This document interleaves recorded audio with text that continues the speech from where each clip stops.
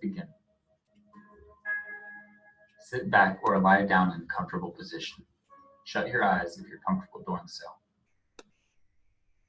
Begin by taking a deep breath and noticing the feeling of air filling your lungs. Hold your breath for a few seconds. Release the breath slowly and let the tension leave your body. Take in another deep breath and hold it.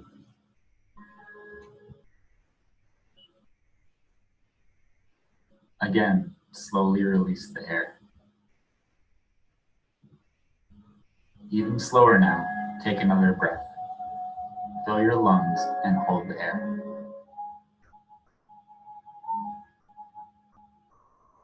Slowly release the breath and imagine the feeling of tension leaving your body. Continue breathing slowly throughout this exercise. Try to focus on the feeling of air filling and leaving your lungs. It will be normal for your mind to wander. When it does, do your best to bring it back to the moment. Now, move your attention to your feet. Begin to tense your feet by curling your toes in the arch of your foot. Hold on to the tension and notice what it feels like. Release the tension in your foot. Notice the new feeling of relaxation. Next, begin to focus on your lower leg. Tense the muscles in your calves. Hold them tightly and pay attention to the feeling of tension. Release the tension from your lower legs. Again, notice the feeling of relaxation. Remember to continue taking deep breaths. Next, tense the muscles of your upper leg and pelvis. You can do this by tightly squeezing your thighs together. Make sure you feel tenseness without going to the point of strain. And release. Feel the tension leave your muscles. Begin to tense your stomach and chest. You can do this by sucking your stomach in. Squeeze harder and hold the tension.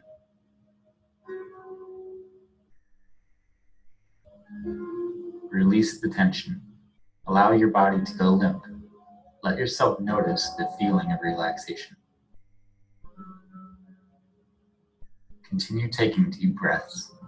Breathe in slowly, noticing the air fill your lungs, and hold it. Release the air slowly. Feel it leaving your lungs. Next, tense the muscles in your back by bringing your shoulders together behind you. Hold them tightly. Tense them as hard as you can without straining, and keep holding. Release the tension from your back. Feel the tension slowly leaving your body and the new feeling of relaxation taking its place. Notice how different your body feels when you allow it to relax. Tense your arms all the way from your hands to your shoulders. Make a fist and squeeze all the way up your arm. Hold it. Release the tension from your arms and shoulders. Notice the feeling of relaxation in your fingers, hands, arms, and shoulders. Notice how your arms feel limp and at ease. Move up to your neck and your head. Tense your face and your neck by distorting the muscles around your eyes and mouth. Release the tension. Again, notice the new feeling of relaxation. Finally, tense your entire body. Your feet, legs, stomach, chest, arms, head, and neck. Tense harder without straining. Hold on to the tension. Now release. Allow your whole body to go limp. Pay attention to the feeling of relaxation and how different it is from the feeling of tension. Continue taking deep breaths.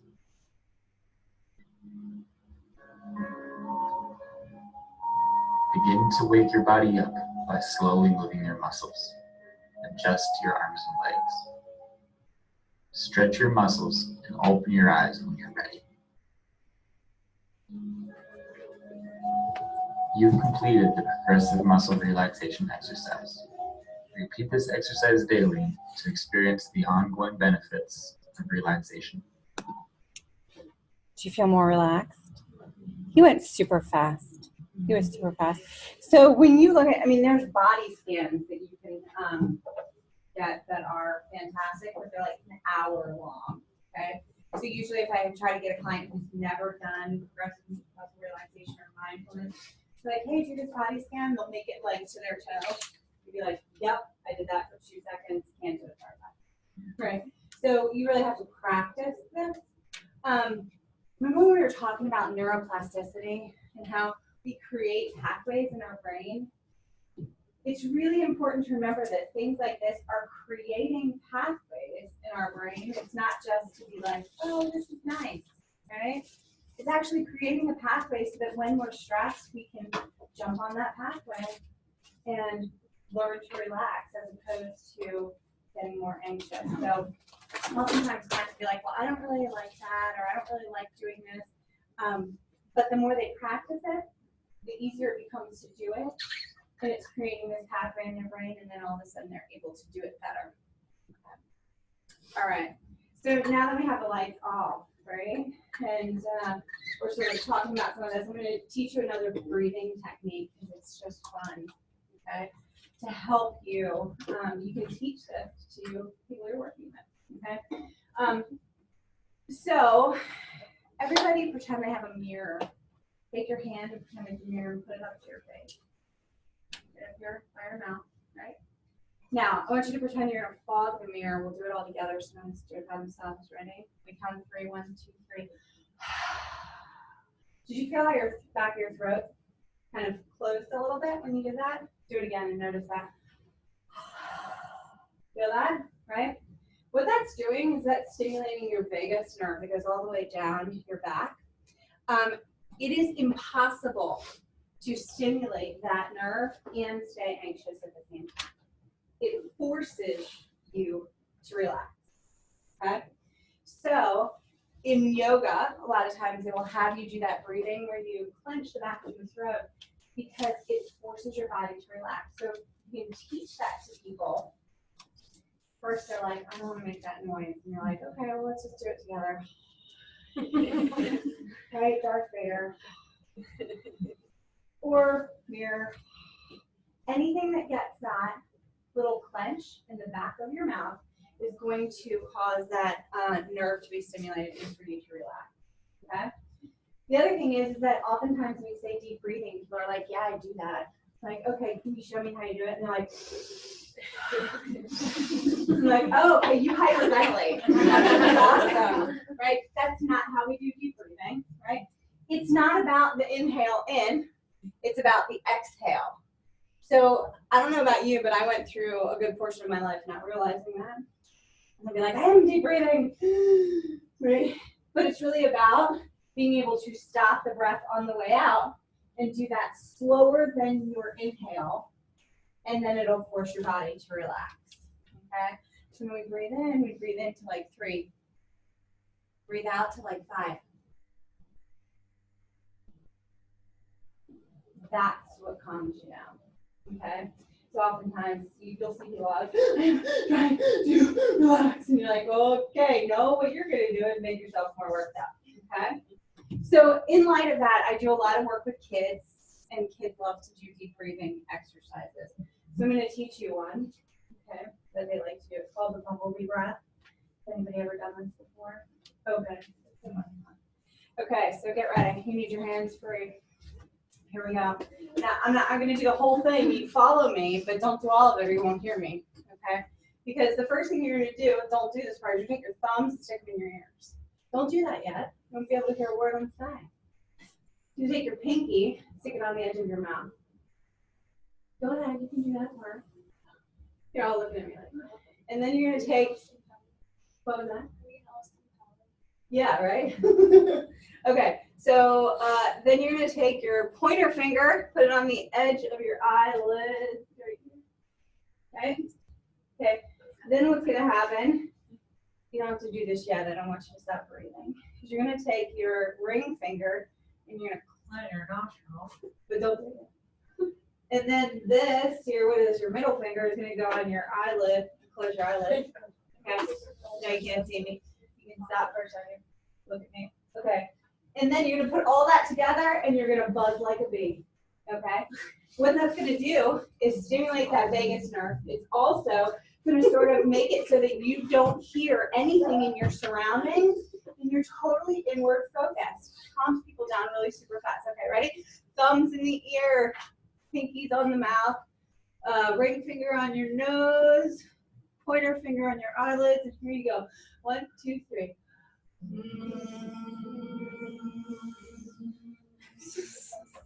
When you run out of breath, go ahead and take another breath and keep going.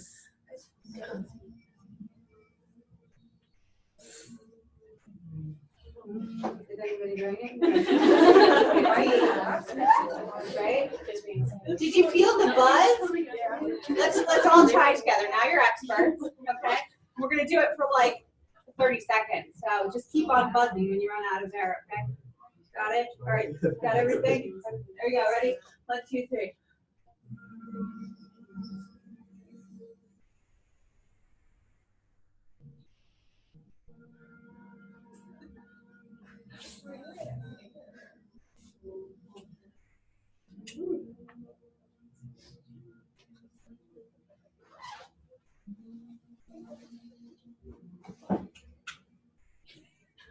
Awesome. Okay, come back now. You probably can't see a thing. Everything's blurry. Did you feel how it sort of brings you internal after you get past how funny it is? Right? But it brings, like my eyes are so blurry. Oh, thank you. But it brings you internal, and here's the humming, and everything outside of that just sort of goes by the wayside. Okay. Brings people when they're anxious. I've taught this to kids over and over again, and you see them on the playground. It's so like you have one of those like social work scores.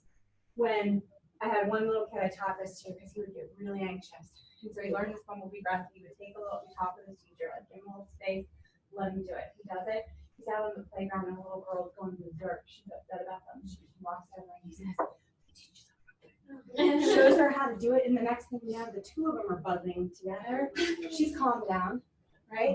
He taught her how to do it, right? So you want to do one, teach one? That's what this little kid, he's like in kindergarten, teaches her how to do this, right?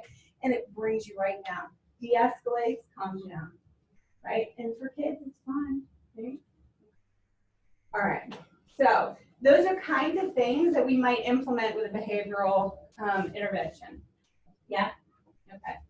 All right, so I'm going to get out of this for a second.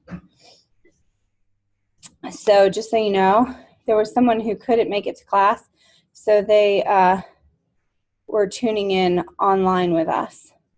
But I don't see that they're actually here. I see myself. But okay, sure. What was that? I don't remember who it was, but I set it up just in case. Okay, I'm going to get rid of that and go back to our PowerPoint. Oops, and I also think I'm going to share our screen. Okay, sure. Share.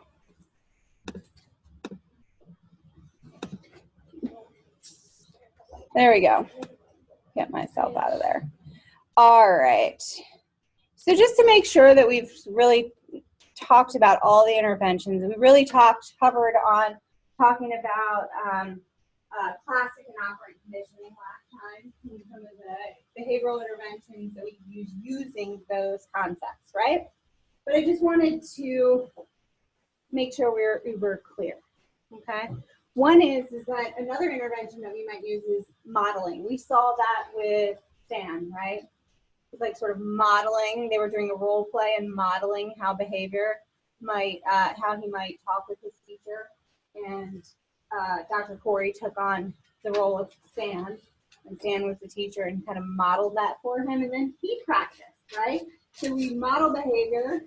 We might practice. Okay, how are you going to say that? Okay, let's try it again. Remember, stand okay, let's try it again. And we practice the behavior. A lot of times in behavioral therapy, we're going to try things like assertiveness training, where we're really working with people to like, here's my boundaries, here's my limits, here's what I need out of this situation, and be able to communicate. And really what we're trying to do is help people realize what's aggressive communication versus assertive communication or passive communication, right? And so sometimes we'll work on those things. One of my very favorite clients, she came in and she was like, I keep calling Social Security and I keep hanging up on it. I'm like, oh my gosh, that's awful. That's so mean, right? Like, so can you show me, pretend that I'm just a fly on the wall. You call, tell me what you think.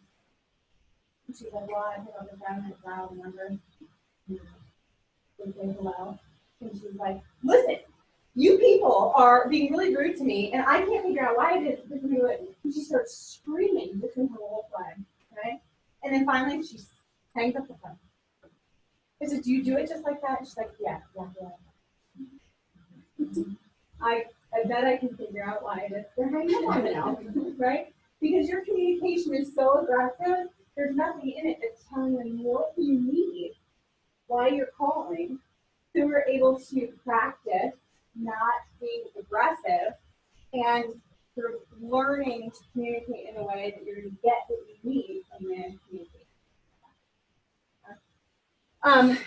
So we also really work hard on creating those reinforcements, right? That's our operating conditioning. How can we put those in? How can we reinforce behavior? Sometimes that's with working with kids, maybe working with a teacher, working with parents. Sometimes that's our own reinforcers, right? How many of you have ever said, okay, if I complete this task, this is what I'm going to get, right? Right. My husband always gets very upset when I start with meditation planning. Like, if I do this, I'm going to get my nails done, I'm going to get a massage, and be like, wait, you need to do more. List of things, right? Okay? But we do this all the time to motivate ourselves to actually get something awesome, right? So sometimes with clients, we have to do that, okay? We do this part in cognitive behavioral therapy too, because remember behavioral therapy is in there. I'm going to show you a mood tracker that I oftentimes use with clients. But what we're really doing is trying to set up a reward system, okay? If you come up with a list of activities that you like to do that you know boost your mood, if you do a certain number in a week, then you're going to get a reward with that reward system, okay? So what we're really doing is we're setting up reinforcers of behavior in a very systematic way for people. Stimulus control, right? Sometimes we're learning about, how many of you ever had as your trigger goal to recognize triggers of anxiety? We use this all the time. So we're looking for the stimuli, we're trying to understand what that trigger is, so that one, we can either avoid it, or we can learn something else that we're going to pair with it, like relaxation, deep breathing, so that when we pair it together, then they won't have the anxiety response. Okay? This is where we get into some iffy categories here, because sometimes we just need to avoid the stimuli. Okay? We have to be careful with that, because we don't want to try and see back into a wall, and then now they are completely isolated because they're avoiding everything. Okay? I like to say this way, is that if you don't like waiting in line, how many people love waiting in line? Right? You go to the grocery store, the more people there, the better. No one? My ex-husband loves waiting in line. Loves it. Like, talks to every single person in line. That's it. Right? Like, he would go out on Black Friday, because it wasn't even about Black Friday. He loved how there was like a million people in the store. And the line would go all the way around the store, and he would have all that kind of time. But anyway, yeah. But some people really like that. Okay, others not so much. But if waiting in line makes you anxious, maybe you should play for a short 5 o'clock or 5:30 when everyone's getting out of work and they're like, oh, crap, you know it's going to be early. You don't do it then, right? Now that's not to say that we want to encourage clients to back themselves out of everything. There's got to be a little bit of a distress tolerance that we, right? Just a little bit. But we also can be smart about which things we're going to choose to allow ourselves distress over. Okay? And sometimes waiting in line is going to be one of them. Or maybe, whatever it may be. That's just an example. Okay? All right. Systematic desensitization. This one is really interesting. We see a lot of this in trauma, right? Where we sort of slowly get people back to being able to have some kind of exposure to whatever is done to them, right? Their trigger. So pretty much in every trauma treatment at this point, there's some sort of exposure element. Even with like EMDR and accelerated resolution therapy, people are they're thinking about their traumatic situation and what happened, and they're systematically going through it. Right? So there's an exposure element. The idea is that in trauma treatment, we would be able to desensitize so that people would not have the same reaction that they're having to that trigger, the trauma, and eventually be able to recall their exposure to that trigger without having a sensory response. Very behavioral in nature. Again, we are sort of desensitizing people from that trigger response. And then shaping behavior. Again, that's pretty much all of the stuff that we were talking about last week, is how can we create behavioral plans where people can shape behavior, right? If we're telling you raise your hand 5,000 times when you're up during class, then we might, teach the teachers to ignore that behavior so that now it's not functional anymore. It's not going to be any attention, good or bad, and that will shape the behavior because it will be no longer functional. Right? Is there anything about any of these that is confusing? Doesn't make sense. Sure. So what we're going to do is we're going to try to get the behavior we're looking for, right? The behavior that we want by implementing either those reinforcers or punishment.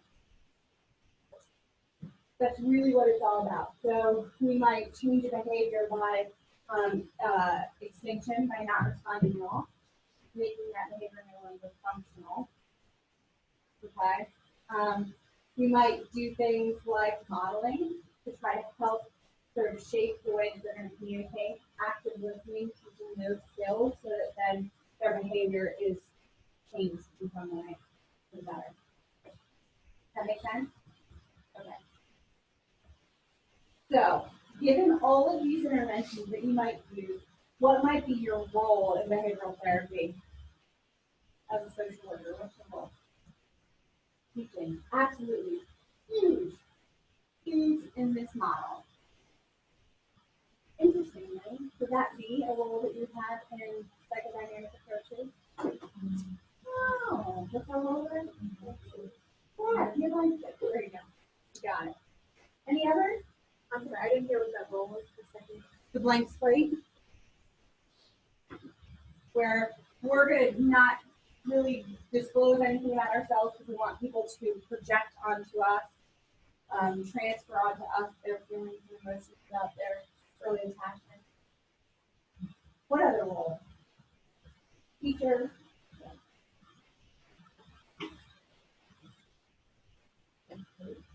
Yeah, absolutely. We're going to coach you, right? Setting up these reinforcers starts with us saying, good job on that. Hey, that was awesome. Right? So, right then, let's do it this way this time. Model. Yeah, modeling the behavior. Absolutely. Remember, we're trying to create pretty much in any of these theories, but we're really trying to create in the therapeutic session a little microcosm where they can practice skills, practice their, how they respond, and then they can go out and try it in their life. Okay. questions about it? All right. So we're going to move on to talk about cognitive behavioral therapy. So the way that cognitive behavioral therapy really came about is that we were looking at behavioral therapy and we're like, yes, stimuli response. But then what happened was that we started to wait, hold on a second. There's something in the middle between the stimuli and the response. What is it? And it's the way I think. Okay? Right? So we started looking at our cognitions and how that really impacts how we behave. So it was no longer that we really believe that this stimuli is causing the reaction, right? What's really happening is that our thoughts about the situation are causing the reaction and the behavior. Make sense? Everybody, do you agree with that? All right, so here's my example. I use this when I'm talking with clients. That if I tell my kids that we're going to an amusement park, right? That's the thing. Going to an amusement park. What do you think that their emotional response is going to be? They're excited. What else? They're like anxious to get there. They're probably really happy, right? That's their consequence, their emotional consequence, right? Now, what do you think caused that emotional consequence? What were they thinking? So when we're going to the park, what are they thinking? Emotional consequence. They're fun. I can't wait to get on the roller coaster.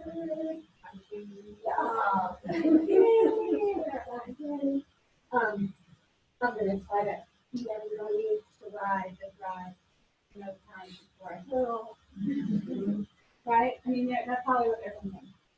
Now, interestingly enough, tell me, there's a whole other set of cognitions that go along with that. Because I have an amazing skill to pick the hottest day of the year. That's always when I pick. It doesn't even matter if it's supposed to be cold. It will be 150. Okay? And also, I have the acute ability to pick the day that, like, IBM or the Boy Scouts and Girl Scouts, like, they're all there. I don't know how I do it, but I always do. So my thought is, I'm going to be waiting an hour to get on this stupid ride, right? I'm also wondering about the little puddle of water that you're standing in, and you're thinking to yourself, is it water? Someone just let loose because you're going to see the line where you want to space. That's what cotton candy is, okay? Right? Inevitably, I'm going to sit on the beach, but can drop the cotton candy after in their mouth, so it's like stuck to my leg now, right? I mean, these are the things that I think of. And then just to top it off, I was thinking, and if you want to but really, people who wear the 6-inch heels to the amusement park. I mean, really, like, you better be there for a modeling job, because if not, I don't know why you would need to be wearing 6-inch heels. Well, come on, right? If they're fly off, I'm dead. I don't know why you do it, but it's true. Come on, right? I'm a horrible social worker. The thoughts I have when I see people out of the park. Okay? So now, what do you think my emotional reaction is? It's sad. Right, yeah. Mm-hmm. Like, I am anxious, irritable, and frustrated before we even get in the car to go. All right? Yeah. Okay. I've been to Disney once. That's a whole other thought about how it's a marathon. You have to train for a marathon before you go. Because if you don't, you'll die. Okay? And it'll be hot. Right? I mean, come on. Yeah. Okay. So these are the reactions. Now, see, did the situation change at all? No. Still the amusement park. But the way we think about the amusement park is what will create our emotional reaction. Yeah? Good? So you should think of your own example, or you can feel mine at this point. But think of your own example that you're going to actually teach when you teach people. You're going to actually teach clients to understand that their thoughts and their cognitions are what are actually driving their behaviors. Okay? All right. So the other thing I just want to mention is I'm going to come out in a second. We got our A, one, P. No one ever notices it in this order, right? Very rarely. You ever, I mean, most of the time what happens is you're going through your day and all of a sudden you realize, man, I'm going to go up again. But you usually notice your emotional consequence first. And then usually you can track it back to what situation happened. You know what? That started out with. And you can track it back to a situation, right? And then from there, hopefully, you can then, especially when you're working on this, try to sort of restructure the way we're thinking. Then sometimes you can jump over here to your belief and say, okay, this is what I was thinking when that happened, right? So very rarely is it actually ABC. Usually it's CAB, okay? And that's really important to understand because we want people to teach clients that this is what you're going to notice first. And then you're going to think about what happened and then do therapy. Hopefully we can get to the B, right? Okay. Yeah. The A is the stimulating event, right? This is the A. The B is your belief and thought about the event, right? And C is your emotional consequence. It would be good if I told you that first already, huh? Sorry. Okay. All right. Make sense? Okay. So in cognitive behavioral therapy, we understand that there is a cognitive process that's going on that is always in between the situation and our emotional reaction. Okay? That's the B. Okay? All right. This is very different from behavioral therapy because in behavioral we say here's the situation, here's the behavioral consequence. Right? A, B. We're done. That's what we think in our bodies. So when we start talking about, I think it's next slide, cognitions, what we're really talking about are our beliefs, our thoughts about a situation, our assumptions. I know that it comes as a shock to most of you that our assumptions and our expectations are what usually makes us distressed. Right? Anybody ever been in a relationship? You don't have to raise your hand.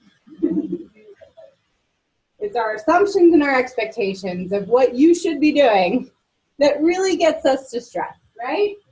Not sometimes it's a behavior, but really it's most of the time a lot about our assumptions and our expectations. Yeah. So it's just anything that's based off of something that we think. So like my boyfriend hates going to Walmart because it stresses him out because there's a lot of people and it's like heart rage. So for him, the assumption is it's always going to be crowded because it's Walmart. And the expectation is that it's going to be miserable for him, so he doesn't want to go. So for him, he tried to avoid it. Yeah. Okay. Right. Right. So if you do this, like here, going to Walmart is your A. That's your trigger, right? Your thought is there are stupid people in Walmart, right?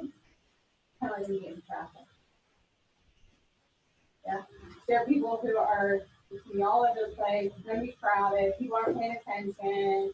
Right? All of those thoughts are going to spiral you into being frustrated, irritable. Right? Okay. All right. So the consequence is always referring to an emotional consequence, or are we also considering the legal consequence, or is the idea that A, B, and C are what get us to our consequence? So the idea is that this can be an emotional consequence or it can be a behavioral consequence. Okay? Either one. Okay? All right. So our thoughts are B, right? Are B, the cognition, oftentimes will relate to past events. If we've had a past experience, remember, we're taking everything from behavioral therapy and we're bringing it in here. Okay? We're not just being like, no, forget that. Right? Social learning, if we've been in this situation and it turned out a certain way and we've learned that that's probably the way it's going to be, then sometimes our B is very much related to our past learning in our past situations, right? The way we think about it. Our attitudes and perceptions, like all of that is really going to be part of our cognition based on past experiences, based on our value system, right? It should be this way. Right? My expectation is should be okay? Does that make sense? It's very different than the like AD pattern, right? Situation, our thoughts, our beliefs, our expectations about the situation, and then the emotional behavior. I'm going to give you an example. So this is what we would refer to in cognitive behavioral therapy as cognitive restructuring.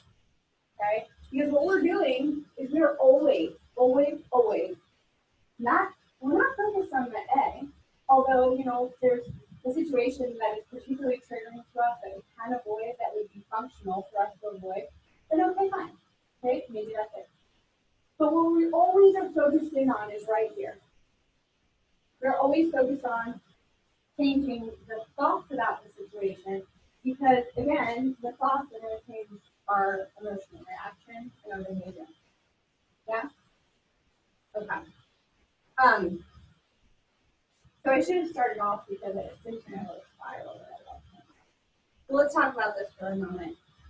In cognitive behavioral therapy, we have a triangle.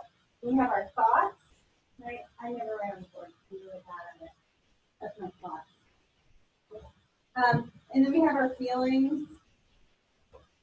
And then we have our behavior. Okay. And they're all related through this little triangle here. Which one's the easiest to change? Your thoughts, your feelings, your behavior. Behavior? Anyone think that's different? Yeah. You think your thoughts are the easiest? Okay. Anybody want to say a feeling? Everyone's like, right. Okay. Yeah. So here's the thing: behaviors are, in fact, the easiest to change. Right? You can will yourself into changing your behavior. Okay? Might not be easy, but it's a whole heck of a lot easier than changing your feelings. Right?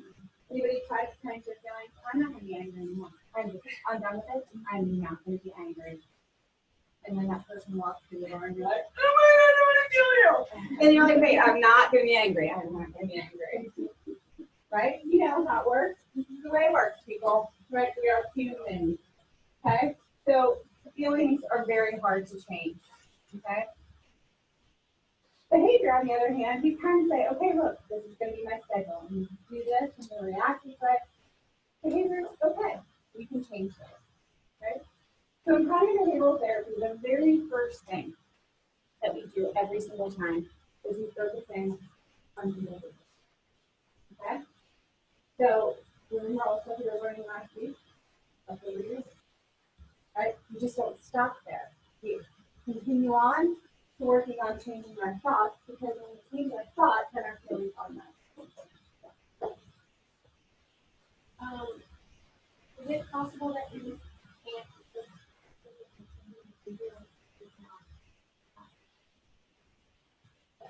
like you can't take other people's behavior? No. Yeah. Yeah. So then yes, we can then we would focus in on the thought piece. Right? You made a really, really good point. We cannot change other people's behavior. Therapy. Here you go, people. This is the most important thing I would miss anything. Ready? Therapy with the people in the room. The couples therapy is with the two people and the therapist in the room. Like when we said the example of the husband, because all of us thought, like, why isn't she working on it herself? Like, why is the husband changing his behavior, like having their girl bar next to the vet? Right. So if it's a couple therapy, then it's behavioral. Yeah, it can be. It can be. But it's always with the people in the room. And you can negotiate whose behavior is going to change, whose expectation is going to change, if they're both in the room. It is never like, well, I need my mom to change the way she's doing something. So what am I going to do to make her change? Right? Go ahead and try it. You will bang your head against the wall. Right? It's always, we might change the way someone thinks about a situation, another person, and their behavior. Yes, that is. But then you're still working with the person in the room. Right? So many times I've seen that people get into therapy session and doing supervision, and all they talk about is how they're going to change behavior of someone who's not in the room. And you say, really? Okay. Well, now you've done nothing all session because you have no control over the person who's not in the room. We can control the thoughts and assumptions and expectations of the person who's in the room. Whenever you feel yourself slipping on that, and it happens, it's so easy. The client will be like, "Well, my mom said this. Can you believe that?" And you're like, "I don't really know what is emotional for you." And all of a sudden, you get in a spiral and you're doing nothing. Right? Like, okay, unless you start talking about how you're thinking about that and how you're going to change the response to that, you're doing nothing. Okay? So make sure you're always working with people. Okay? Right? That was my management. Okay. So we always start with behavior. I'm going to flip a couple slides because I want to get to my little behavior chart, which I love. Whoop. Hold on. There it is. All right. So I have a whole packet that I'm going to give you a copy of each one of these so that you can play around with them and try it out. So when someone first comes into therapy, and I think I'm going to use cognitive behavioral therapy with them, the first thing that I do is I explain to them the relationship between thought, feelings, and behavior. Okay? We literally draw all this triangle and I ask them the same question. Like, which one's easiest to change? And most of them will say, I need to change your feelings. Right? So we go over that and how that's not going to happen. And then we hover over here on behavior. And so what we do is we say, for the first week, all I want you to do is all I want you to do. And I want you every day at the same time to record, just ignore all this on the bottom. Just want you to record how you're feeling that day. So maybe you do it first thing in the morning, maybe you do it very last thing at night, so it's by your nightstand, and I want you just to tell me how you're feeling. Overall, how's your mood this day? Okay? And they're going to do that every day for a week. Here's what you don't want to have happen. You don't want them to record it in the morning time. Why not? Yeah, they're different. You might find out that you have somebody who's a morning person. So every morning they're like at a 7. Oh, great. Right? But by the evening they're like wallowing at a 0 for a 1 because they're just not evening people. And then you might have night owls who are like, my mood is great in the evening. Right? So you want to make sure that they're doing it at the same time every day. Okay? And let's also just put out there that a 10 is like the best day that they can ever imagine having. Like they won the lottery, everything in their world was fantastic. Okay? If they come in and they're a 10 every day, you should be worried. Right? Because there's a good chance of probably having an okay? 10 is not like, you just really want to be careful with that. Like explain to the client that a 10 is where you are like the absolute best day you can ever imagine. A 0, worst day. Worst day that you can imagine having. Okay? So they're going to every day just fill in the bubble, just to remind you of the pain scale you have when you go like the hospital, you go to the doctor, how much pain are you in. The little smiley faces. That's really what this is. Okay? And you have them just fill that out every single day and bring it back to you. How was your experience completing this every day? Did you get to do it? Have them bring it back in. Yeah? Okay?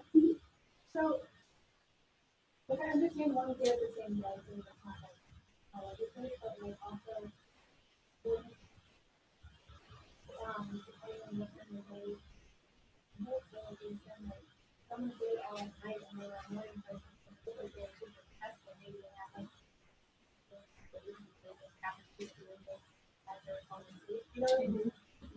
yeah. I mean, the thing is that you want to talk with them about when they're going to complete it, right?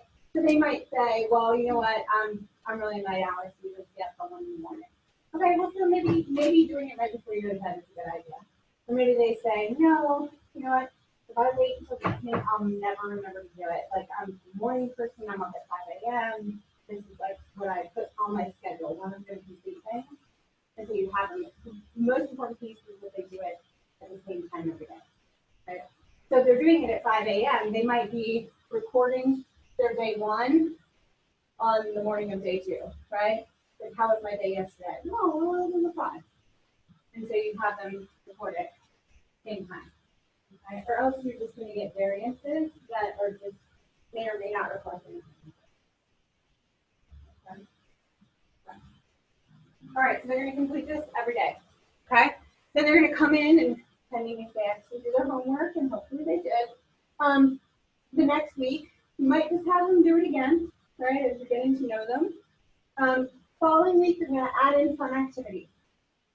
Now, why would we be interested in how many fun activities somebody does in a day?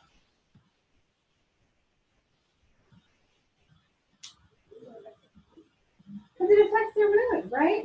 If we're thinking behaviorally, when we do fun things, how's our mood? Probably better, yeah? And if we do things that, or we don't do anything, or we do things that we don't like, then how's our mood? Worse, right? Okay, so what we'll do is we'll actually sit down and write down a bunch of things that the person likes to do, okay? So when we have them, we might have them write it down on a piece of paper. I used to have a list of 100 things that you could do for free in Baltimore, right? And some of them were just like, go for a walk, listen to your favorite song, whatever it may be, right? Fun activities, okay? The interesting piece about this is they have to be things that are within the client's reach and ability to do, okay? So if you put on there that I want to go to Disney World, well, yes, of course you do. I don't, but a lot of people do. Right? Then that's really not a good thing because you can't do it every day. It needs to be something that you can, is within your reach of doing. So sometimes people will say, well, you know what? I'll go get a coffee. All right. You like doing that? Great. Go get coffee. Or whatever it may be. But you need to come up with a list of things that are possible for the person. So then what I'm going to do is I'm going to have them record how many things they did in a day. They're still going to record their mood. But they're also going to record how many activities they did in a day. Sometimes when we're first starting out, I'll have them write what the activities were. Write it right below. Well, I read, I did yoga, called my mom. That was a fun activity. Sometimes that might not be a fun activity, so we make a list. Okay. But you know, I listen to my favorite song. I play cards with my kids, and they record how many things. Okay.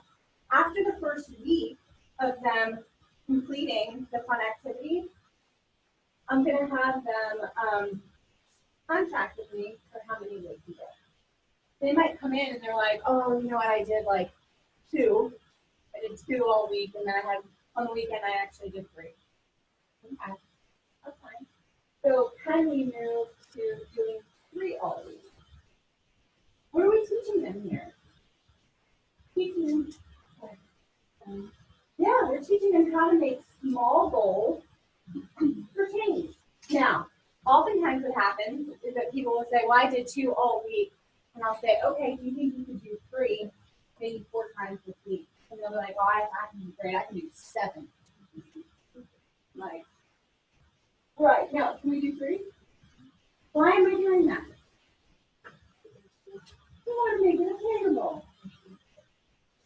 Shaping your behavior. That's exactly it. But I don't want to give them a goal that is so hard that they're going to come back and feel defeated.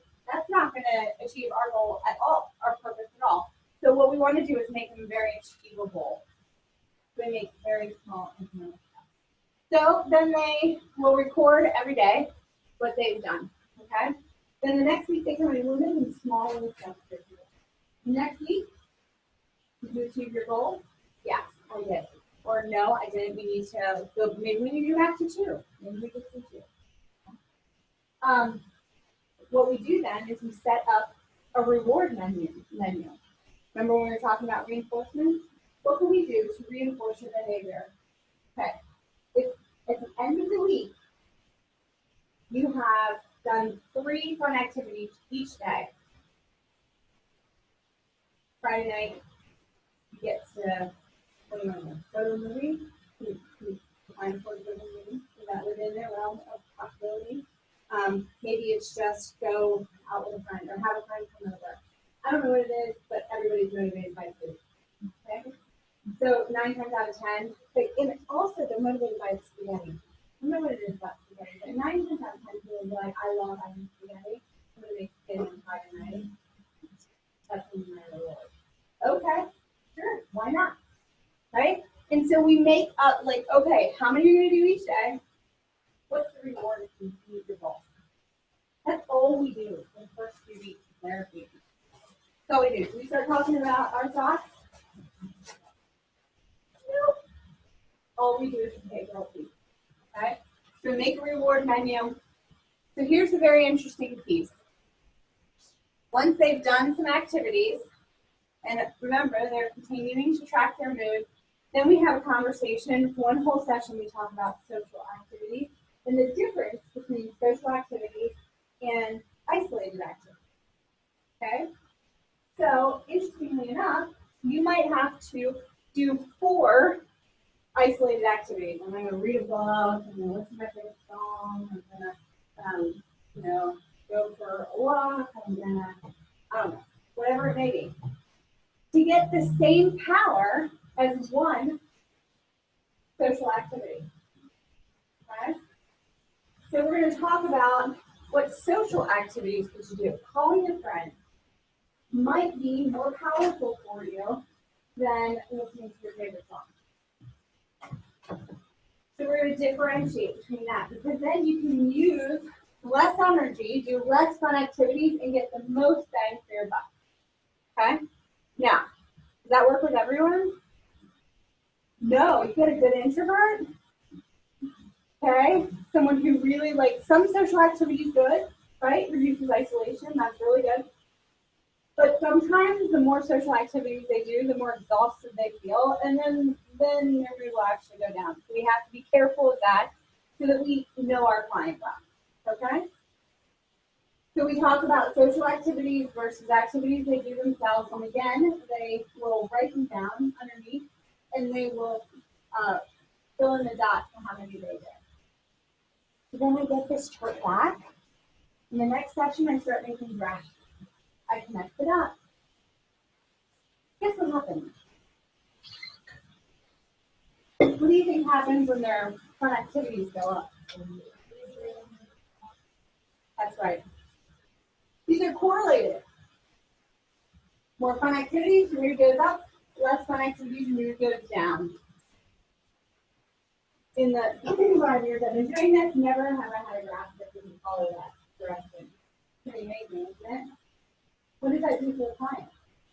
When you show them in a graph form what's going on here, they usually have this aha moment and they're like, I can control how I'm feeling? What? I can control that. So if I am sitting here and it's 1 o'clock in the afternoon and I'm thinking to myself, man, my mood is pretty good today. Stop. You should go for a walk today. Maybe I should. And they start realizing that they can impact how they're feeling, and so they'll be like, hey, you know what? I got to like, I'm so irritated. So what? I stopped and I did yoga for a half hour. I did that deep breathing thing you showed me, and then I called my friend and we went for a walk. Guess what? I ended the day on a 7. All of a sudden, we've empowered clients to be able to change their mood. Pretty amazing for them, yeah. So, like, what if the client has like not really have a work do fun activities? That means you may not be stressed. I think it's someone who is struggling more with depression. Yeah. So here's the thing about that is that we have to find activities that they might be willing to try, and that also speaks to setting up the reward menu, right? I know you don't feel like it, but let's try it out. Would you be willing to try it out? Now, if you have somebody who this just simply isn't working for, then maybe we do need to go to cognitive restructuring first. But in general, you can make this make it simple, right? Hey, what's a fun activity? I took a shower. That's my fun activity, and I did it. Okay. which I work with I think I might have said this before, but I work with a psychologist over at the Evelyn Gordon Center. And sometimes when we were in the middle of an audit, it was like so hard to come to work that like didn't want to get out of bed. We'd be like, you know what, I went to Bath and Body Works and I got some bath wash and smells really good. Like, she'd say, why are you working today? I'm like, a bath wash. Don't do anything. Like, I didn't come for the clients. I didn't come for the pay. I came here because, you know, that plumberry got me out of bed. Right? That's all it is. But making it that simple so that it makes sense. Right? For that person. Now, certainly that doesn't work for everyone. So, in your treatment plan. Right? That would be bad. But sometimes it's that simple. Like, I took a shower. That was my behavioral contract for the week. I'm going to take a shower every day. Yeah, I was just saying, like, yeah, the type of client who's really, like, like they're like a parent or something, and they don't necessarily have time to be doing. I guess that really small Right. roles as well, but Self-care. You don't have time for self-care? yeah. Welcome to the rest of the world. Right? How many people do have time for self-care? Make time. That's right. Learn good boundaries. I mean, you get an unintended side effect. You get to learn that. So I'm not seeing a part of this that is cognitive at all. So you just mentioned like if this isn't working, then you go to cognitive restructuring. So is this really a part of CBT or is this? It is. Okay, so the idea is like try this. Right. Yeah. So because remember with our triangle, we always start with behavior, right? We're going to get together, but we always start with behavior. Because see, let me tell you, this is what oftentimes happens. People come into sessions and they are feeling horrible, and you walk through this, and there are some people who just needed that. My intent was that I really wanted to get to the cognitive restructuring because I think that's fun. But they didn't really need that. So we did this. We created a reward menu, and the next thing you know, they feel better, and they say, hey, I think I'm done. And I'm like, no. But it's not about me. So they're done and they feel great. And if they need to come back in, we can do that. Right? So sometimes in cognitive behavioral therapy, you have an intention to get there. They don't need it. I had a lady who came in and she came in and she was feeling really depressed and had some pretty severe suicidal ideation stuff going on. We started here. Like, how are you feeling? What are you doing? But she was one of those super duper organized people. So she got her calendar out and she was like, okay, here are the domains of my life: work, family, spirituality, and physical exercise, and social. 5 things I need to work on, right? Okay, so when we were talking about fun activities, she was identifying things in each one of those domains.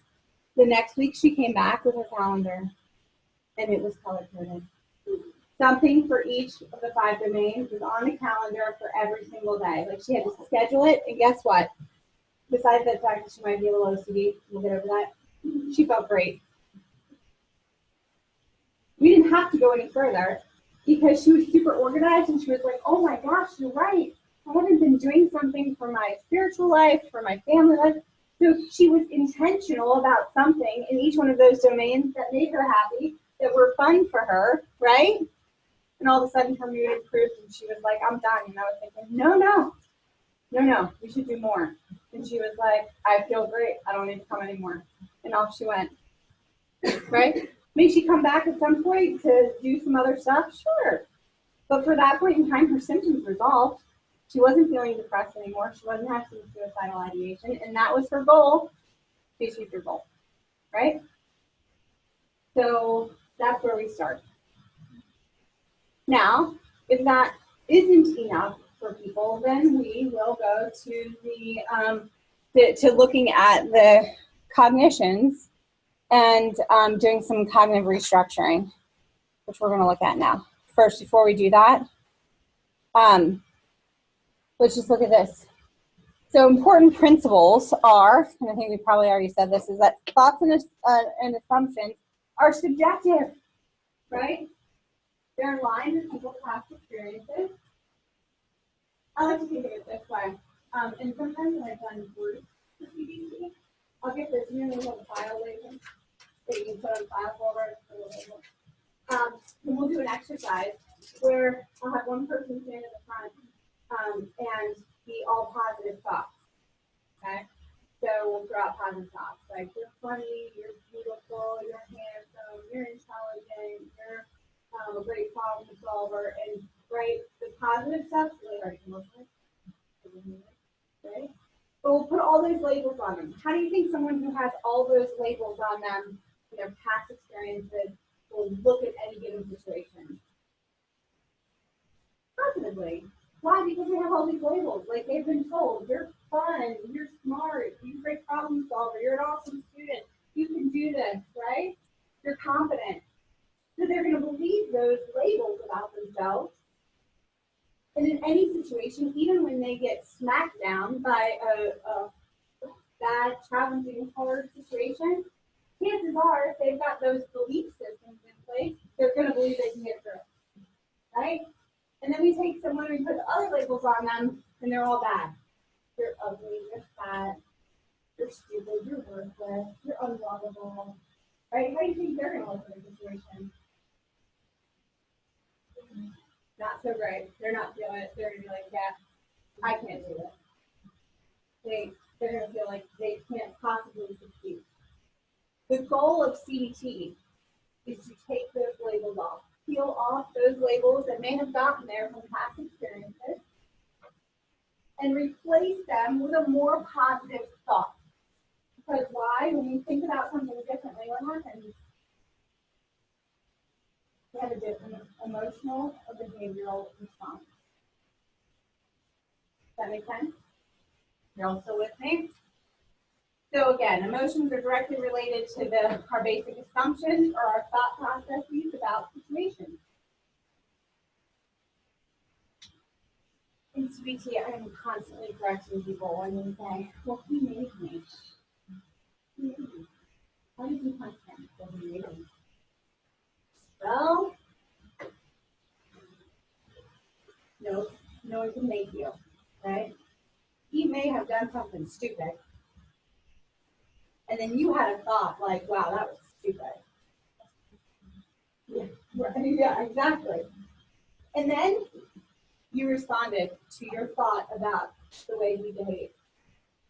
Your thought is what made you do whatever you did or respond to it.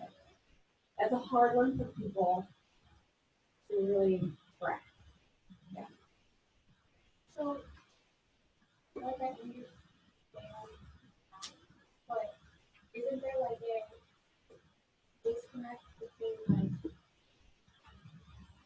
I'm just thinking of someone who like thinks that's like, how do you, if you recognize that someone is like reacting right away because they're thinking that way, but you can't just say, and you stop and change your thinking, so how do you lower that reactivity then where you yeah, practice. So the statement that you can't just stop that, that's exactly what we do thought stopping. That's what we practice. Right? Sometimes we'll do rapid fire thought stopping. So I'll say, here, okay. You're stupid. Something positive. You're stupid. You're ugly. Okay. Okay. It's beautiful, right? You said more positive. You didn't say it had to be like all the way. Be all the way. You said more. So I was like, that was Right. more positive than what you. Yeah. So we practice it. That's really hard. So we have to, it is hard. stutter. It is hard to do Spot. because it's not natural for us. But this is what we do in therapy. We're like, I'm going to throw out a list of horrible things, right? And I want you to counteract all of them. Because, again, what are we trying to do here? We're trying to practice it so that our brain in a situation will be able to recognize the thought pattern that we're having and replace it immediately. It takes a lot of practice, right? Thought stopping is that we're replacing that thought. So that when it comes in, the more they practice, the more, and we'll do rapid fire like that. It's hard because you don't ever want to say that. Nice. Right? It's really hard. But it's good practice for people to be able to recognize, oh, that's a thought. And you're saying it, but they're thinking it.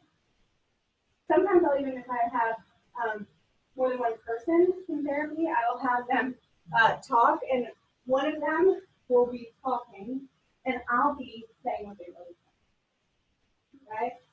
So they'll be like, well, I think I could do it, and I'm stupid. I don't think I can do this, right? And I'll be like the voice in their head, and they're just like, that's exactly what I was thinking.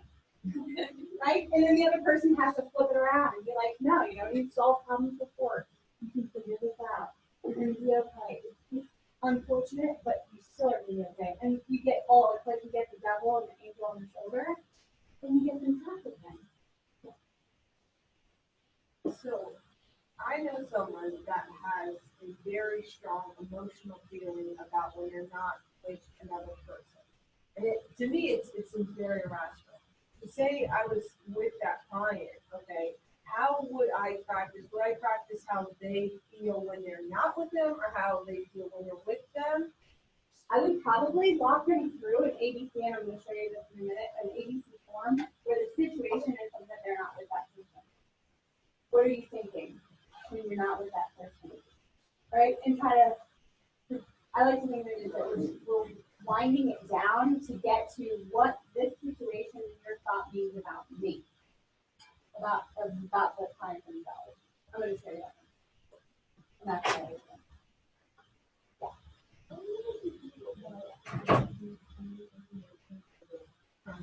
Right.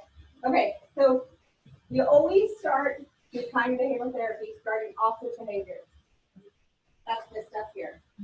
Okay. And then once we're done with that, then we're going to move into what's called cognitive restructuring. That's the thought part, and that's what this is. We're going to talk more about it in a moment, the knowledge part. Okay? So when we do cognitive restructuring, we're really focusing in on the thought, and when we focus in on the thought, the feeling automatically changes. We don't actually have to do. So it's a triangle that we focus in on two things, and this one will be on the thing. That helps? Okay. Sometimes people get enough relief from what they're experiencing by just doing the behavior part, right? Now my intention is that I'm going to go to cognitive restructuring, and sometimes you get there, and sometimes you do not. Okay. Is going from the thought to the feeling and then the feeling to the feeling. Yeah. So we are talking about how the CBT is always about this cognitive restructuring. We do behavioral piece too, knowing that that's part of it. But the situation never does anything. It's just a situation. That's all it is. Our thoughts about the situation change our behavior and our emotional consequences. Right? So when we're looking at this triangle, what we're going to focus in on first is behavior. Right? And from there, we're going to focus in on cognitive restructuring in our thought process. Okay? Because our thought process impacts how we're feeling. Right? And sometimes our behaviors get, they can impact how we're feeling too. Right? So throw off how you're going to feel. If you engage in a positive activity, you might feel better. Right? So both of these are going to impact feeling. That behavior is different than No, it can be behavioral or it can be emotional consequence. Both of them are what we're going to be focusing on, right? We're going to focus in primarily because we're thinking about cognitive restructuring on emotional consequences, but they can be behavioral. I mean, think about it. When you are feeling sad and irritable and are depressed, right? You're less likely to engage in behaviors, right? Like going for a walk, calling a friend, doing some of those things because of the way you're feeling. So it's a cycle.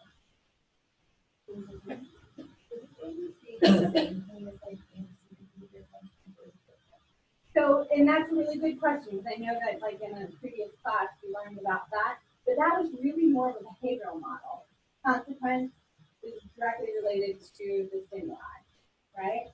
So this is different in that there's a stimuli, there's a thought, that's all that CBT. This is like the basic concept is that there is a thought that's mediating the behavior or the emotional concept.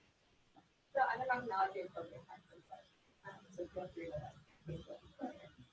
But I know that a lot of CBT is like practice. So if you're working with, like, I was, you're working with population that's maybe versus and doing their homework, and they're doing CBT. Like, they want change, they want their thoughts, and they don't want to actually have to do anything. Yeah. Is there a way of, I guess, of kind of motivating them or strategies for that? The one thing I would say is that if you can get them to track their mood, right, that can be very motivating because they can see it in impact, right?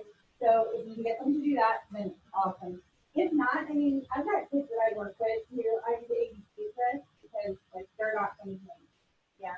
And so when they're in session, I might give them a form and be like, hey, do this for situations you need, and then they come in and they're like, right? I'm like, okay, well, let's think of the situation in session and we'll walk through. And that can be really helpful for them. Yeah, so like they're just not forcing those like pathways because they're not Right. changing Right. it. Yeah. And the thing is, I think the more that even if they just practice it in session, then they're going to see that it's helpful and they might be willing to do that. I had a lady who I did this with, and when we were ready to discharge, she was like, okay, listen, I'm ready to be discharged. So you can make me 50 copies of the ABC form. And I was like, what? She's like, I don't want to run out every time my family and I have an argument, every time my boyfriend and I have a problem, we get an ABC form and we sit down as a family and fill it out. Right?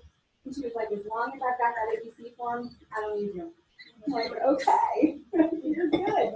That works for you to be able to do that. So I'm going to show you how to do it. Okay? All right. Questions about this? If we change the way we think, our emotions and our behaviors will change. Make sense? All right. So we're gonna go through this ABC form, and then we'll come back to cognitive distortions. So we'll do this form, and then we'll take a look. So this is an actual form that I will give you. I'm gonna hold on to it for a second here. But I'll give you a copy of this. Now, and I use this with my clients. I give this to them. So, A is the situation, right? The action, the thing that starts it all off. C is your emotional consequence, and B is your belief, right? Here you are, ABC. All right? So I'm going to give you an example, and this is the one that I always use, even with clients, because, okay. All right. So the situation is, like, I'm a little bit nuts when it comes to dishes in the sink. Okay. Like, I go to bed at night and I make sure that there's no dishes in the sink. The entire house can be falling down around me, and that's okay. Okay, there can be laundry, like I have to climb over laundry to get into my bed. I'm okay with that also, as long as there are no dishes in the sink. Okay, like the counter has to be. Come on, can I get an amen from anyone? You just gotta have no dishes on the counter, and the sink has to be cleaned out. And other than that, I'm good, right? I'm not really hard to fix. Other people might argue that point, but dishes in the sink. Okay, so but here's the thing: is on occasion, I will know that I cleaned out the dishes in the sink, and I cleaned off the countertop. And when I wake up in the morning, it's as if a dish fairy has come, and there's a dish in the sink, right? With a little bit of milk left. And I'm thinking to myself, what? No, because right? And I think to myself, what's the deal? Like, I know that I cleaned out the sink. Okay? Now, here's the other thing that I know, is that my children wouldn't dare first wake up in the middle of the night without asking me if they can have an authorized snack. Okay. So that leaves one person, one that would be so bold as to leave a dish in the sink. Okay. So what really usually happens is, okay, I wake up, I see the dish, and I think, and I quickly clean it up and I move on, get ready, get in the car, go to work, okay, whatever. And then, like, during my morning, I'm thinking, wow, that coffee really didn't work for me because I'm kind of irritable today. I'm pretty irritable. So I don't really think about it until I notice that I'm irritable, right? And then I think to myself, well, I think it's so irritable. What is fine if you go out? Why would you be so irritable? That dish that was in the sink. Yeah, right? So then we go, it's just a dish. It's just a dish, people. So I go to the pot. And my first thought is that said person doesn't appreciate the work that I do. Like, if you appreciated me, you wouldn't have dishes. I'm right. If you appreciated my time, then you would not leave it there. Okay? And if you don't appreciate my time, then maybe you don't appreciate me and everything that I do, right? Because, yes, that's exactly what's happening. But you start thinking like, okay, well, if you don't appreciate, this is just a bit. So, but if you don't appreciate my time, and you don't, maybe you don't appreciate me, and are there other things that you don't appreciate that I'm doing for you? Right? Like, why should I be the one who has to put your dish away? You are a grown adult, right? Is there some reason why? Wait a minute. That annoys me because you think I'm gonna be your mother. Oh my gosh! I didn't want to be your mother. Are you kidding me? I'm not gonna be your mother. See, you need a mother. You need to go back to your mom because I'm not gonna be that person. Like, we are two grown adults. Like, it is 50-50, man. Right? Now, I'm getting more frustrated, and then I'm thinking to myself, like, okay, if you really want his mother, what am I doing? Why am I gonna? Is there something about me that allows this to happen? Oh my gosh, am I enabling? I'm enabling my husband. I'm enabling my husband. Right? I can't enable my husband. It's no good. But I don't want to be in charge of everything. Like, why would I want him? Why would I want to be in charge of him? He's an adult. Oh my gosh. And if I'm in charge of him, does he only love me because I take care of him? He only loves me like something's wrong with me. You know what? I must not be lovable. It's just all the things that I do for him. And all of a sudden, spiraling it down, people. It's not about him. It's not about the dish. It's about me. And my insecurity about him loving me. Really? Right? All the time. You can deny it if you want. Try me. You can do it, right? Okay, seriously, this is what we do. And the next thing you know, like, this is the best. My husband loves that. When he comes home and it's like, what? Do something? And I'm like, there was a dish in this thing. Like, oh, I'll clean it up. But I've already, like, in my mind, thought about filing for divorce. So you have to do a lot more than that, right? But, okay. So, but this is what we do. This is what we do. So, okay. Spiraling it down. Then what we do is we say to the client, okay, so now we know. Like, it spirals down to, like, I'm unlovable. What are some other ways to think about the situation? Yeah. See? Now, sometimes when we come up with a different way to think about the situation, we have to put that in here, right? And start over. And work that way, one all the way through. And sometimes we do. Sometimes when we're doing this with people, we have to change the A. Because, yeah, I could go with lazy. You're lazy. Right? And I also think that maybe I'm just too productive, and so that makes him look really lazy, even though he's probably pretty normal in his laziness, but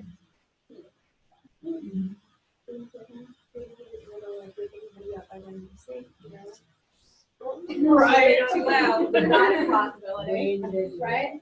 Or maybe it is that the dishwasher was full with clean dishes. Because I also have been known to start the dishwasher so it goes every night. So we couldn't just put it right in there.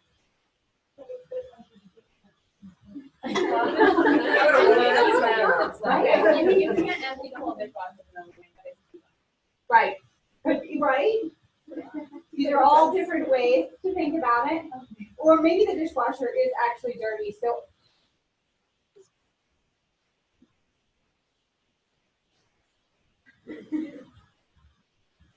Doesn't say that. But, okay, maybe he just wasn't up for that, right? Okay, or maybe it really was his intent that in the morning he said this and like he was talking that up, right? Yeah?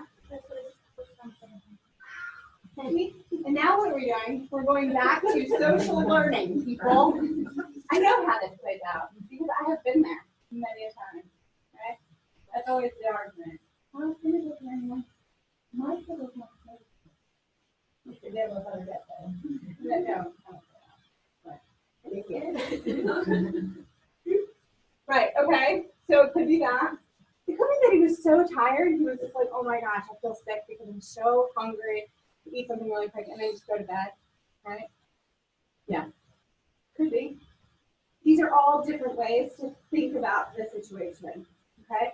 What we are doing when we're looking at these alternative ways, bless you, to think about the situation is we're increasing cognitive flexibility. There are more ways to look at a situation than maybe just what my belief system says about the situation, okay? Increasing cognitive flexibility. Have any of you ever seen Abbott and Costello? No? Oh gosh, yeah, age myself. Yeah. Who's on first? Right? Some of you have. If you haven't, you should watch it. Because that is like the zenith of cognitive flexibility, is that we're thinking about something in one way and we cannot be moved from that one way. And so in therapy, we want to talk about like, hey, okay, I know this situation happened, and I know all of these thoughts that you've had that led to the emotional consequence and the behavioral consequence. But, right, what are other ways we could think about the situation that could lead to a different emotional consequence or behavioral consequence? Okay, so once we do that, then we look at and we're going to start weighing the evidence. Okay, so how do I know that what I was thinking, right, here in the behavioral, or I'm sorry, in the B, belief section, how do I know that that's true? Sorry, this should be, but see this right here. How do I know that this is true? Well, there's addition missing.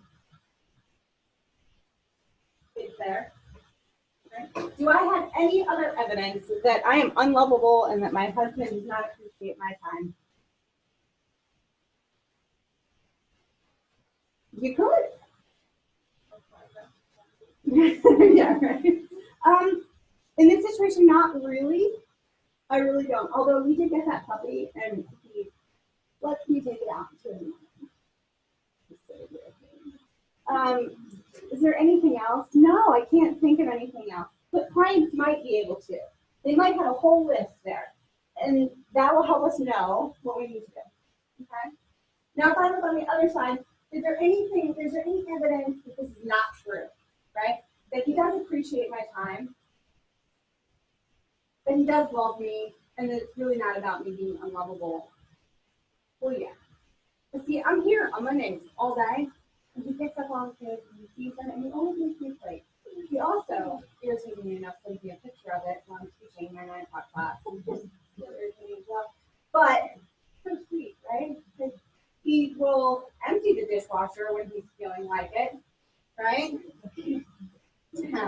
Right? I mean, there's a lot of things that he does that are a direct contrast to my belief that he doesn't care about my time, right? Like, he will take the kids and be like, hey, go spend the afternoon, do whatever you want, right? And then I can leave him, like, swamped with time, so and be like, and I run as fast as I can to the car and don't come back. Right? So if he really didn't appreciate my time, probably wouldn't do that, right? So now I've argued, and when I look at the evidence for this situation, right, there's much more evidence for me that my belief systems, my thoughts are not true. Okay? It's not always going to happen. Okay? It would be nice to say, but it's not always going to happen. In this situation, it does. Okay? So once we weigh the evidence, okay, the next thing that we do is we're going to say, okay, if my belief is true, okay, look at this. and said, oh, wow, you know what? He doesn't appreciate my time. He doesn't love me. Even if he did, he was a therapist, right? What's the worst thing that can happen? The entire sink to get filled with dishes because I refuse to touch them. And then I can walk around irritated for weeks, right? That'd be bad. Or maybe I get so irritated that I'm like, look, you know what? If you can't get this together, dude, I don't really want to be married to you, right? I'm done. Peace out. That would be pretty bad. Might be a little extreme in this situation, but rest assured, people, when you're talking to clients, you will see this happen all the time. They will start with something that seems like a pretty benign situation, but because of their belief system and their expectations, they spiral into something that seems like a very large jump, okay? You'll see it all the time. This would also be the expectations, right? I mean, like, we could go all the way back and look at, like, his family versus my family, right? His dad, one of those Italians, would sit at the table and he'd bring my dinner, you know? And I'd be like, are you talking to me? Just say, like, just on principle, I'm not getting it. Right? And you have the War of the Worlds right there. Right? But it could be that that's something that he's learned from his past experience. That, like, yeah, dishes are like for right? But it could be, you don't know. And who am I to judge that value system is not right? I'm not there to judge that that's not right. I'm there to uncover and see if you're okay with that value system. Like, is that okay? Then okay. Then fine. Then we're going to address that based on your value system. And if that's the way that relationships are supposed to look according to your book, then okay. Right? But if you're super irritated about it, and you're coming in and you have symptoms, then we need to talk about maybe that's not okay with you, and maybe you're expanding what you want relationships to look like. Okay. So worst case scenario, I divorce him because I'm so irritated about the dish. The best case scenario is that I mention the dish, right, to him, and I say, hey, I want you to know that it bothers me, and I feel like you don't value my time because you leave this dish in the sink, right? Now, how many of your clients do you think can put that together and actually have that conversation with someone? Really hard. It's really hard because I'm setting a limit. I'm telling you how I feel. I'm using I statements, and I'm owning how I'm feeling. This is the part where we start working on and throwing in assertiveness training. Right? This bothers me. I feel like, right? And seeing as my husband's a therapist, he'll probably say, well, I'm really sorry that you got that message. Right? And I'm going to try to be better about that, but could you also possibly leave the dish and not touch it and just let me get to it on my own time sometimes? Seeing as I'm a therapist, and I try to actually go by what I say and speak when I say that. Right? Okay? So the best thing that could happen is we could have a conversation where I express to him that that's really triggering for me. And it's not just about the dish, it's about the thoughts that I'm having, and express my thoughts that I'm having. Right? Okay. So if in fact, whoops, let me go back. Oh, sorry. Have you had someone who like can't get past it, or what are some other ways to think about the situation? How do you do it? Yes, that's a great question. So if someone comes here, and I haven't had people get stuck at the other ways to think about the situation because we can process them, and we can throw out ideas, right? Like, oh, what do you think about that? What do you think about that? We can help them walk through that, right? I think the reason why I asked that, I don't mean to interrupt, but like I've had some people that I work with like, nope, not that. Like, nope, that won't be it. Nope, this is it. Yeah. Like, and kind of very hard. Like, nope, that's not what it Can is. happen. Yeah. So what I usually do in that situation is I come down to here, to the evidence. To the evidence of whether or not it is true or false. Okay? Because they can be like, well, no, that's not true. Well, no, that's not true. Okay, well, we got a lot on the not true side then. Okay? So when you're doing that, I mean, think about it. We're really weighing the evidence. What do you got on this side? What do you get on this side? And so there may be very much on that side that says, nope, none of that. Okay? The thing that you want to do about the belief system is you do want to spiral it down. You don't want it to just stay about the dish, because that doesn't really tell me anything about the client. Okay? So sometimes, again, we have to change the A in order to get to a core belief about the thought. Okay? Does that make sense? So sometimes, like in this scenario, I might finally get to saying, like, you know what, if my husband doesn't value my time, I must be worthless.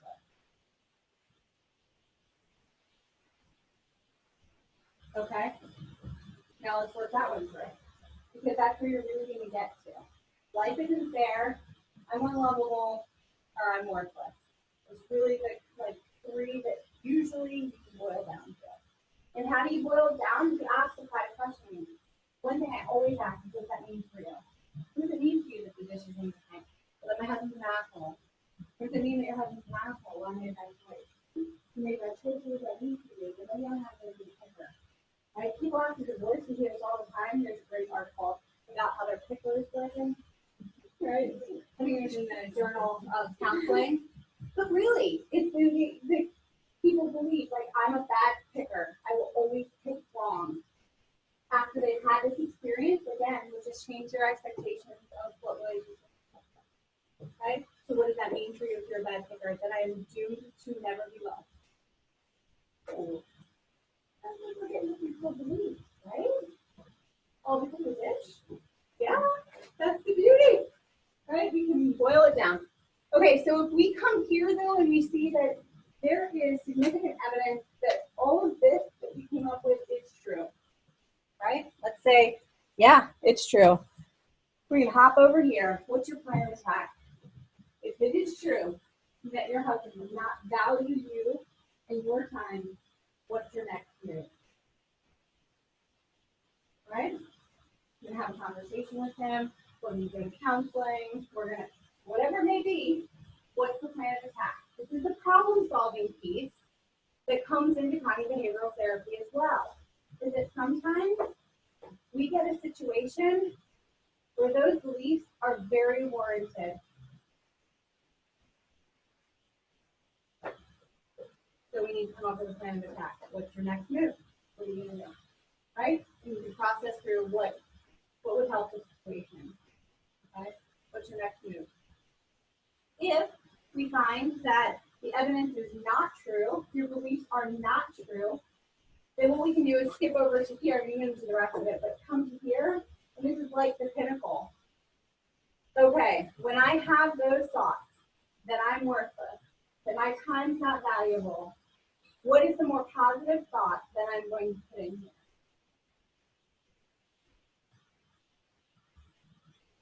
Maybe it's that, you know what, I'm so grateful I can have a conversation with my husband and tell him that you're irritating. Right? Maybe that's a positive thought. Maybe the positive thought is, you know what, my time is worth people understanding that this is my boundary, not cleaning up your dish. Working it through so that every time it happens, I can then replace the negative thoughts in that B section and replace them with this. That's where we work on that rapid fire. Okay. See how that works? Cognitive restructuring. We'll literally do this with clients. After I go through all of this, we will let them pick a situation and work it through. Okay? Questions about that? So for let's say a client does this in every situation in their life because that's their personality, or that's just how they want to go. So it's not really realistic to do it every situation, but it's a goal that do it 3 times and then they learn how to do it in other aspects. You really have to Yeah. know each negative thought. That's a great point. So we will want to do it with many situations, okay?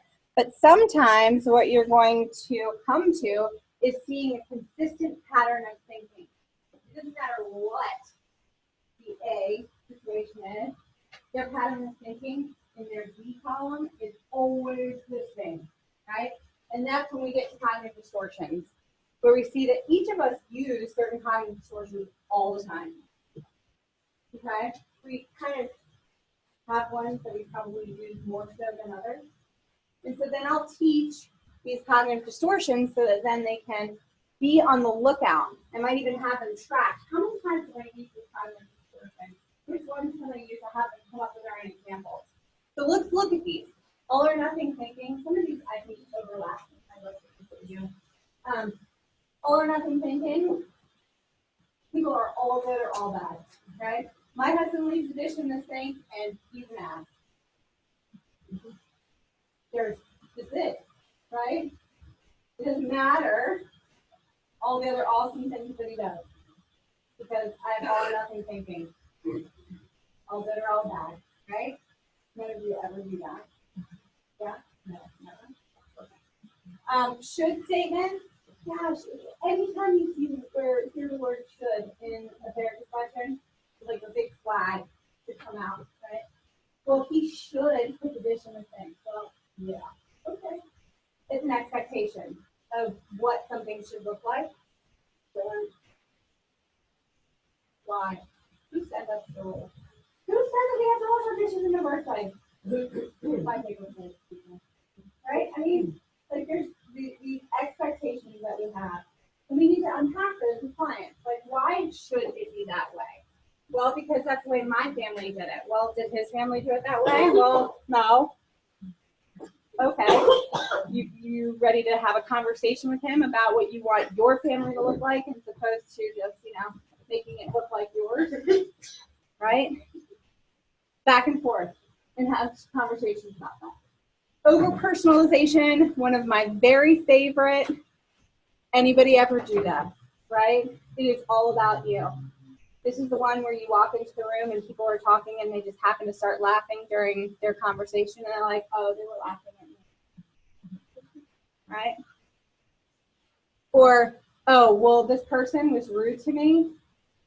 I must be not a good friend, or I must be, right? And all of a sudden it's all about you. When in reality, maybe these people were just having a bad day, or maybe they were laughing about something completely different, right? Really didn't have anything to do with you, but you take it personally. None of you've ever done that, right? I know you haven't. You're superhuman.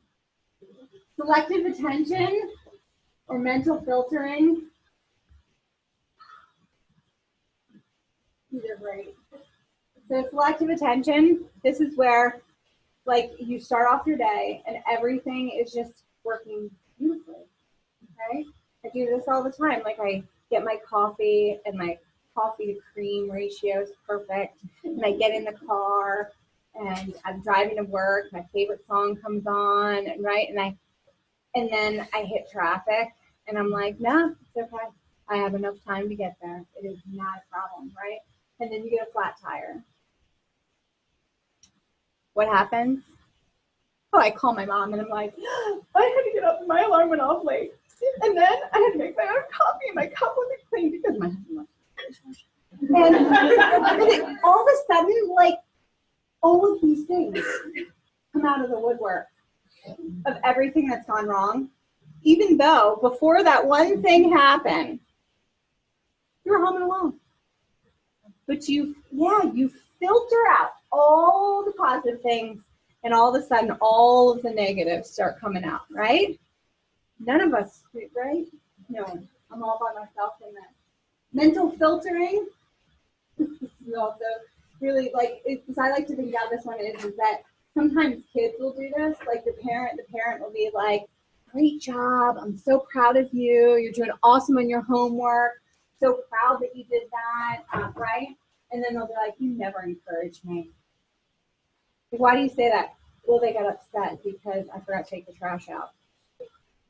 Like 90 compliments, one constructive thing, they never compliment me. They always focus on the negative, right? Why does that happen? Well, sometimes it does happen, for real. But sometimes it's just because we filter out all the positive. I told you all of these awesome things. You hung on to the one negative, right? And why do we do this? Human nature, my friend. Right? We hold on. I think, what is it? For like every 5 positive things, one negative like knocks it all out. Horrible. Why do you hate me? Right. Why do you hate me? Because it's like, yeah, my daughter said to me last night, she was just like, you didn't thank me for cleaning up the dog food. And I was like, well, I was standing right next to Dad, and he said, hey, thanks, Will, for doing that. I really appreciate it. She was like, yeah, but you didn't say it. Okay. Yeah. Apparently everyone needs to praise her and thank her, because if not, what will she remember? That I didn't do it, right? Yeah. All right, so denial or blaming, are these sounding a little bit like defense mechanisms? They should, because this is like the pull-through thread that we see in many different theories, is that we see, right, these are the cognitive distortions. So again, to answer your question, is that sometimes we see a pattern of these happening, and we have to help people understand that these are cognitive distortions, identify when they're using them, and then be able to have them be able to recognize it and say, oh, maybe I'm doing that. Overgeneralization, right, where we might not know all the facts, but we know one little thing, so that's the way it's going to be, right? I'm a horrible student because I got a B on one paper. None of you ever do that, right? But when I forgot to do one homework assignment, I'm a terrible student, right? Overgeneralizing or labeling myself as a horrible student just because of one decision. Catastrophizing.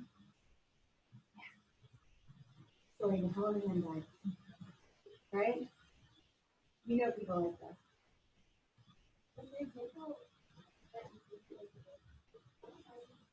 What? Like, maybe. It's not that I'm friends about it. Yeah, no, it'd be a really good example of that. Yeah, where it's like everything's falling apart, right? I remember, I have to give all these examples. When my husband was here, right? He graduated last May. He was here, and he would get frustrated with practicum and all the assignments here to me. He's like, I'm just gonna drop out. Be like, no, you're not.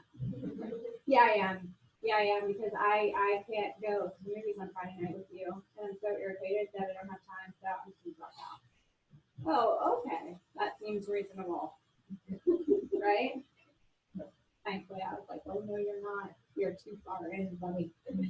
You will graduate. I have to kill you, right? But catastrophizing is that like the worst case scenario, right? Magical thinking. People, we think that we have so much more control than we have, right? Magical thinking. That happens because nope, not really. We can ground people in that. I work with lots of folks who are dealing with loss and grief therapy, and they'll come in and be like, my mom died because I didn't do my homework. Quite certain that's not the case. But no, I don't say that. I don't be like, no, you're wrong. No, I don't say that. But it's a cognitive distortion that we have to work through and kind of ground in reality of, okay, well, how do you think your homework affected your mom? Well, she was really stressed and then she had a heart attack, right? Like I can see the magical thinking thread, right? But no, that's not really the way it works. You should try this. Try looking at what cognitive distortions you usually use, right? And if you have someone who's pretty good at this, like I'm lucky because I can do it. So my husband will come up with one of these, magical thinking, and I'll be like, really? Do you see what unicorns are like? And you're like, well, I'm just saying, like, like that's magical thinking. Yeah, in your world. Yeah. Yep. Mm-hmm. A lot of these I feel like overlap, and you could put in cognitive distortions into like a Google search and get lists and lists of they give it a slightly different name and then they call it something else. And as long as you're working on understanding these, it doesn't really matter.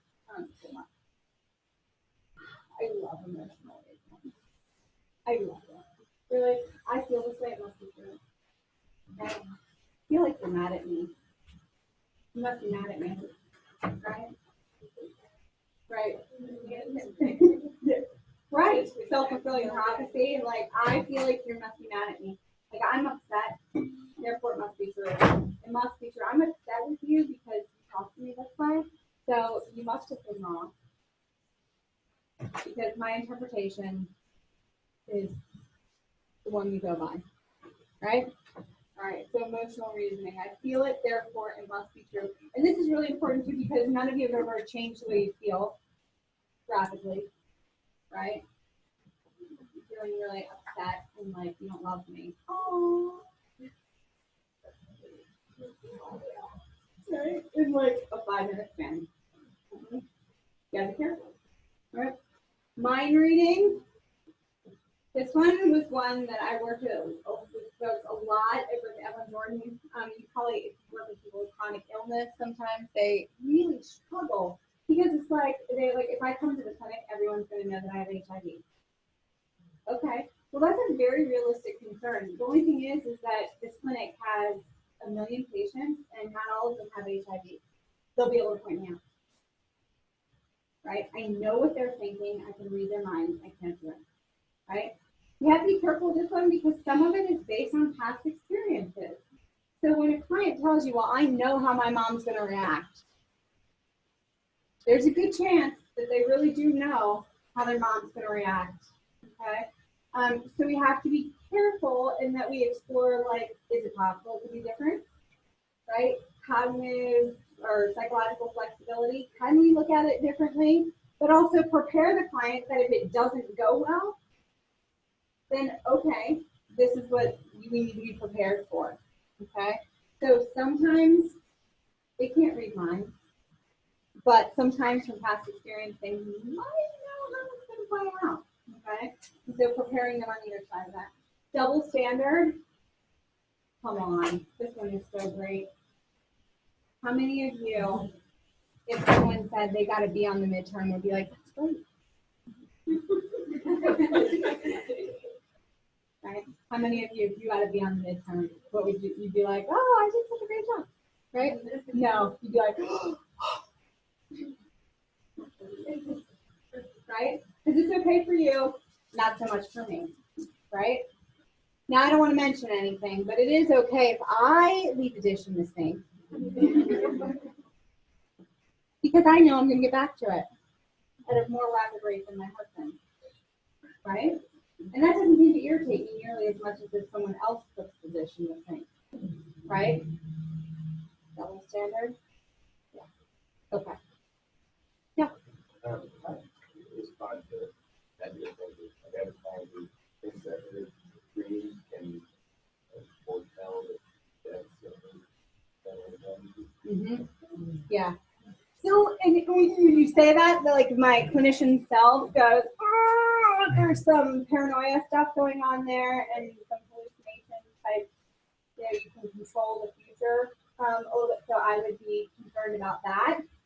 Not knowing the situation, that would be my first flag that would go up. That could be an outpouring of some symptoms of a diagnosis that needs to be addressed, right? But let's suspend reality and say that that wasn't the case, right? And they really believe that their dreams impact it before they can foretell. Yeah, no, all paths lead back to, right? That's how it leads back to. No, it really isn't, but I guess too is that I would want to explore more, like, are there other things that they think through and think that they can impact in some way? Yeah. I think all paths lead back to needing to look at a diagnosis with that.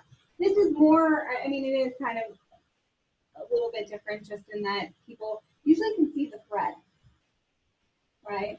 And you can see the thread of, oh, I caused this in some way. I should have known this, right? Like, it's my fault in some way. And it's a fine line between some paranoia stuff for sure. It's a fine line. I'd have to know like a ton more information. Sorry, that's just not a good answer at all. Were you gonna say something? Yeah, I was wondering if it's sort of like a karmic thing, kind of where you're like, this is meant to happen. Oh yeah. And then you, the therapist, are like, well, who says to? Like, Mhm. you know, define it like, this is the way it's meant to be. Or- Yeah. Well, and we can go in so many different directions in that, because when you look at like spiritually integrated therapy, like some people's religious or spiritual value system would very much impact that. And so we have to be careful not to just be like, oh, well, you know, I'm working. When it actually aligns very much with their value system. So, you know, and even as I'm saying that, I'm thinking about there are certain religions that very much believe in like prophecy and dreams and things like that. And so if they're rooted in that value system, then it might be normal for them. And that always becomes a fine line with pathology versus people's religion. Yeah, you hear her tell you, I'm almost a Right. Yeah. Very good at the Right. The storytelling of the whole thing. Yeah. Yeah. All right. So we're going to take a little break. I know we're kind of like past when we usually take a break, and we're going to come back and we'll watch Stan, because he's got another episode with cognitive behavioral therapy. Okay. Dr. Corey. Yeah, it's the whole thing. I know. Trust me. He's so good though. Promise. This one's going to be good. So let's come back at 5 past.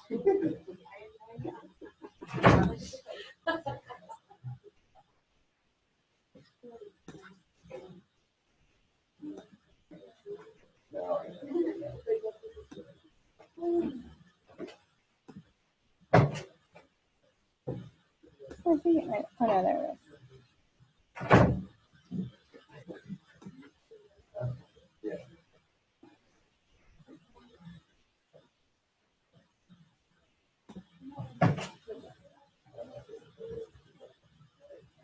Right. And I actually felt great that she said yes. Okay. And then I screwed up. It's like, I don't know. I can't win. Yeah.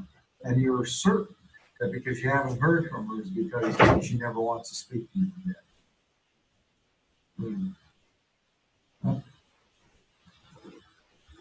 Is that true or false? I thought that. I don't know. When you put it that way, I don't know how certain I am. Mm-hmm. Yeah. I'm getting you to, I hope, kind of look at, you know, some of your beliefs that you have about what happened to you in life and see, is that really the way it is in reality? You know, it seems like a lot of your thoughts get you into trouble. Like when you spilled the drink, what did you tell yourself? Oh, I'm clumsy. Right. Well, I think they even said that. I think they even said it out loud. Yeah. And is it okay to be clumsy once in a while? No. Well, not when I mean spilling a drink on somebody. But yeah, I guess it is okay to be clumsy once in a while. Yeah. But you see, again, I want you to get to be thinking about your thoughts and your self-talk. You came in on yourself and said what a clumsy, you know, person you were, and you never get it right. She'll never want to talk to you. You didn't quite say it. But I don't feel like I say that stuff to myself. I don't say that to myself, but it's the way I feel. It's kind of what it feels like to me. Right, right. Well, I want you to, we've talked about, you know, looking at events that happen and then looking at the consequences. The consequences of you winding up feeling miserable and like you really blew it down because of what happened. Down. Right. And I want you to see that it's not the event, namely spilling the drink on it, that leads you to that, but what you believed, what you were thinking, and what you were telling yourself. So what did you tell yourself at that moment? Oh, this is terrible. Oh my God, this is terrible. Yeah, terrible. Embarrassing. And is there another thing you could think about telling yourself that wouldn't be quite so critical? What's another way you could talk to yourself?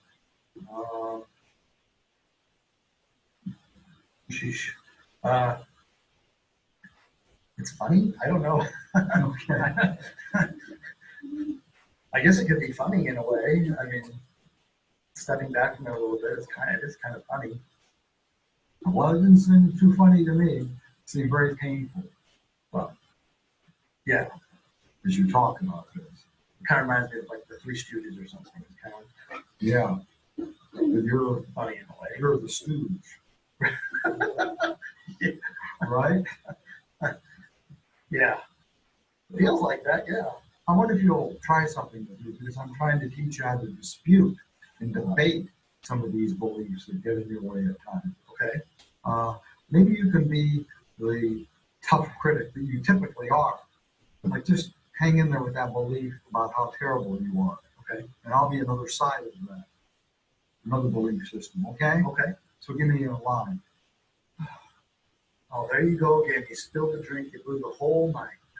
Yeah, it's embarrassing. I did spill the drink and I am apologetic for it, but I don't know that I had to blow the whole evening and the whole rest of my career with her. Well, but look, I mean, clearly she's upset. You spilled the drink all over her, and there's nothing you can do about it. You have to take her home now because she's all messed up. It's a disaster. Yeah, no, it's not a disaster. It's uncomfortable for her and for me, for both of us. But it's not the end of the earth. I can stand it, and I think she can stand it. Go on. Okay.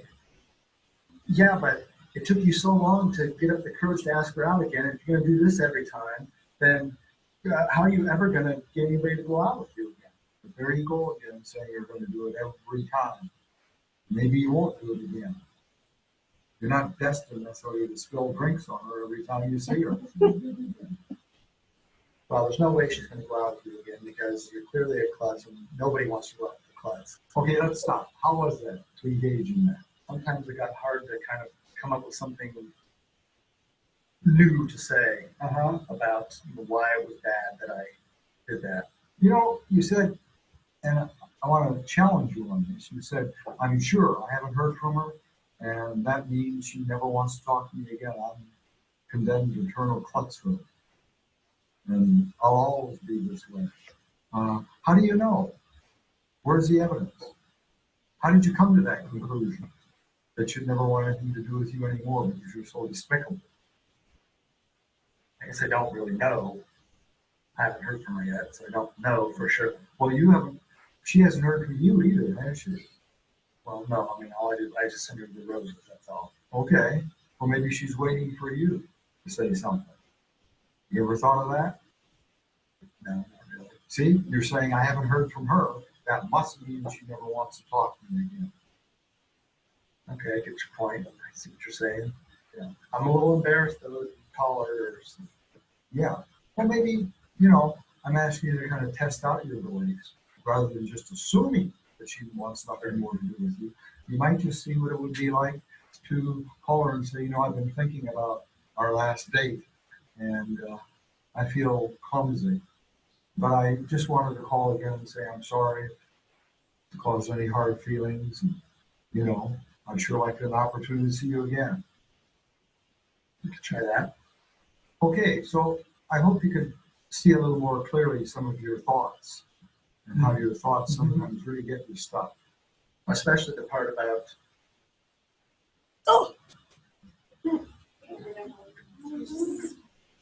about that part. Okay. We'll just stop there then. Okay. So what did you think of this one?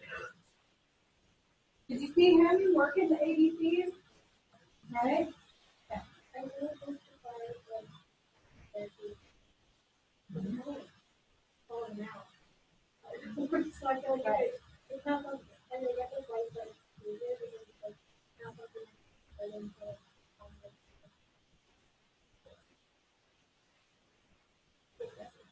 Yeah, I mean, they could be really resistant if they didn't trust you on you calling out some ways of thinking and challenging them on that.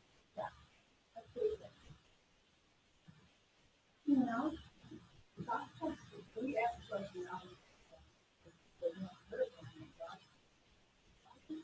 Right. And again, that really speaks to that psychological flexibility of like, there's not just one answer here. There could be, now, here's the thing. You might have a problem called here because she could call and she could be like, hey, listen. Oh,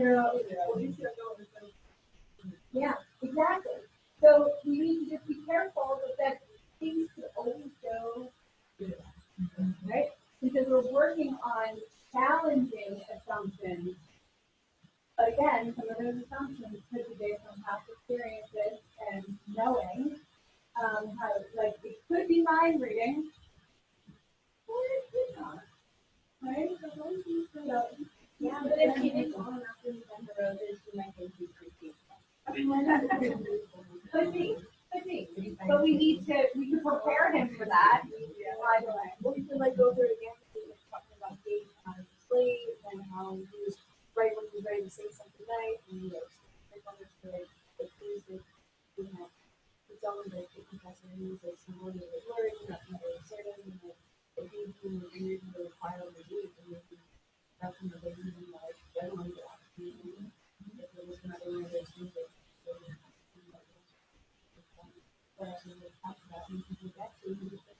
There you go, right? You could use that as the scenario in the end. Yeah. Other thoughts? Does that one feel more like what you think of as typical therapy?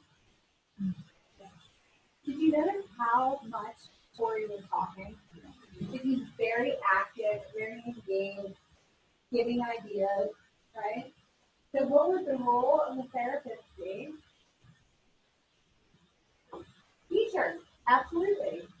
He's teaching same thing in behavioral therapy, so we might model behavior, we might use some role plays, but he's teaching and coaching help the client be able to work through the situation and think about it differently, right?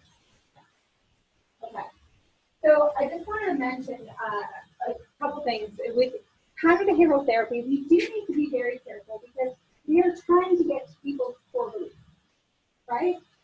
And when we're trying to get to someone's core beliefs, it's important that we're taking into consideration culture and their value system and maybe their gender identification, their socioeconomic status. Like we need to take those into consideration. Religion, all of those things need to be incorporated into therapy.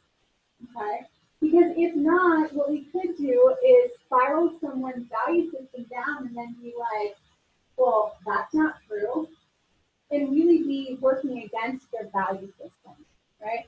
The example that I like to give is that I've worked with some folks who are very religious, and so they might, a woman came in, believes that she needs to stay in a marriage because of her belief system about her religious views, right? And that could be very different for me. So her core belief could be that most important in her life is abiding by her religious views and values, right? Whether that means abuse, whether that means whatever that might be, okay? I'm not there to correct her religious view, okay? I may not agree with it. I may want to try to help her find a way to be safe, right? But I am not there to say, well, your value is not right. Okay?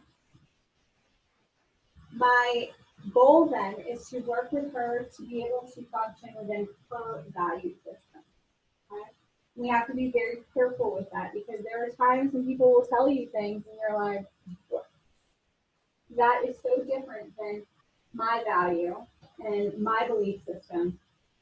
And again, we're not trying to change it. We are trying to change beliefs, but we're not necessarily trying to change a value system that is tied to their, I mean, and I say this, and when I'm saying it, I'm thinking, well, sometimes we do want to change family value systems that are not functional for people, but we just need to be careful about how that fits in with people's culture, right, and their religion, because sometimes it's we need to abide within that.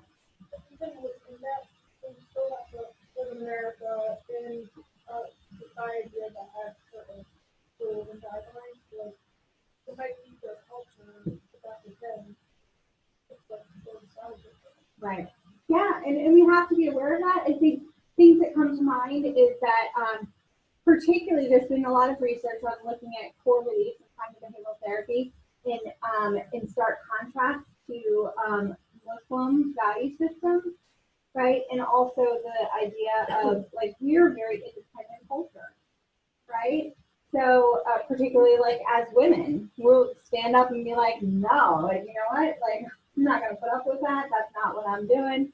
I don't need to ask my, father if I can take a psychotropic medication. I don't need to ask my husband if I'm going to do that, right? I might tell them, but that's my own sort of upbringing and value system. But in other cultures, that's not the way it is. And so if you want to make change and you want someone wants to take a psychotropic medication, you better believe that we're going to have to bring in their dad and ask that question if it's okay. And so my value system is like, you're an independent woman, go for it. What's the problem here? Right? But that is mine, and I have to stop short of projecting that onto my client because it's in their cultural system, they have to bring in their dad, or they need to bring in their husband, or they need to ask permission in some way, even though it's not mine, doesn't mean that it's wrong. And I need to ask and inquire about how can I help you get what you need within your culture and within the framework that is set up for you. And I've had that happen where I've had people who are like, yeah, I want to take this medicine. I want to take this medicine. And every week they come in like, did you get it from the pharmacy? No. Why not? No, I just didn't get to it. Okay. Finally, after like 6 weeks, like, okay, what's really going on here? Right? Well, I can't take this medication until it's approved by my dad. Because in my culture, my dad is the one, he's the elder and he makes decisions. And I'm like, in my mind, I'm thinking, you live by yourself, right? Yeah. You're working, you have your own money, you have you have your own insurance. Yes. Okay. Well, go pick it up, right? But I can't say that because you know what? If in that culture, she still needs her parental permission for that. Well, then what do we need to do? Do we need to bring dad in? We can have a conversation with dad about why this is important to us. You explain it to dad. So now I've got dad coming in for this 28-year-old woman. And guess what? Dad listens and is like, hey, you're right. I think my daughter really does need this medication. Sweetheart, go get some. And guess what? The next week, she starts to take the medication, right? I went around in circles for 6 weeks thinking, how do you see what I'm playing, right? But it wasn't. It was her culture that said, hey, these are the people who have to make these decisions. And it was different than mine, so I just missed it, right? But when I stopped long enough to say, hey, who's important in helping you make this decision? They're like, well, my dad. He's the one that makes all decisions about all of these things. Okay. So instead of me fighting it and trying to push you to be independent, right? That's not your value system. Let's work within yours. And she started medication and was doing great, right? Really important that we look at that. Okay. What else did I have? Nothing on CBT. Questions on CBT? What's the first thing you do in CBT? Look at behavior. Okay.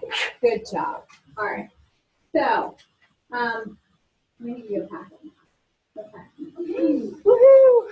We've gotten to that point in the show. Can you turn the lights on for me? There we go. Thank you. I know, right? Right before we leave. Okay, so in this packet, you have the little self-quiz at the beginning on cognitive behavioral therapy. Okay. And then after that, you have common cognitive sources. A list of them with some definitions. Okay, so you've got that. And you've got a mood tracker. You've got an ABC form with an example, so you can make copies of that to apply as past examples.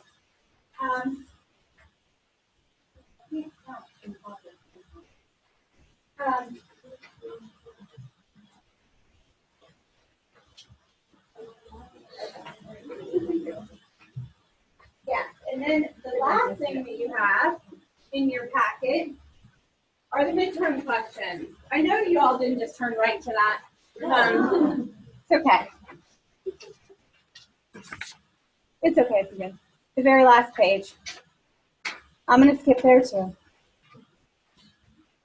All right.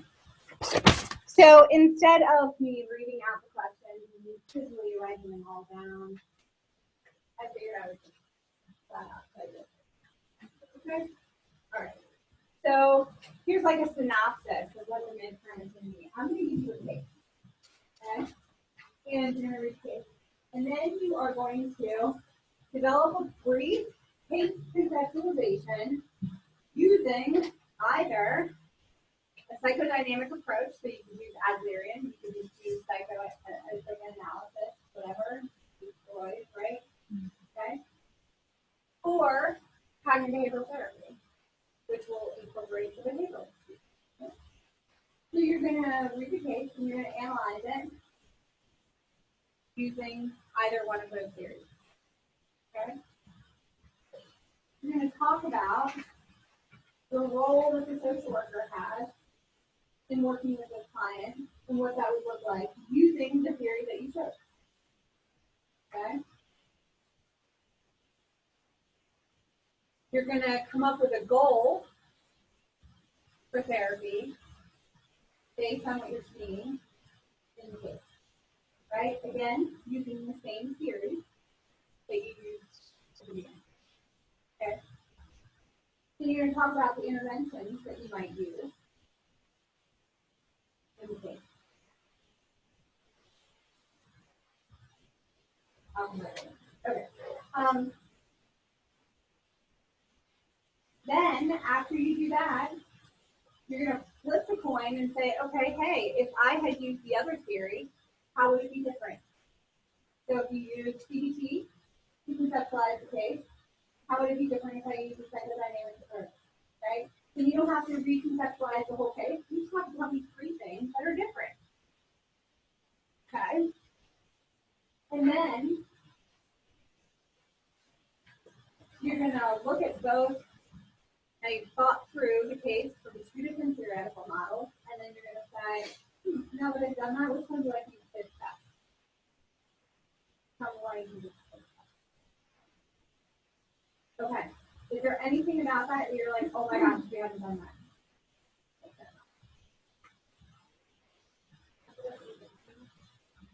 So on the slide, like, so for CBT, what was your intervention? Right? You could do the behavioral, like, mood chart. What else did you do? Cognitive restructuring. You might identify cognitive distortion, right? Or you might even say, wow, this person, based on the case, is super anxious. Maybe we should do some progressive muscle relaxation.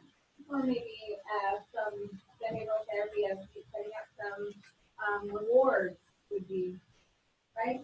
So pretty much anything that's on the slide from the intervention slide is what we do. In psychodynamic approaches, what's your goal?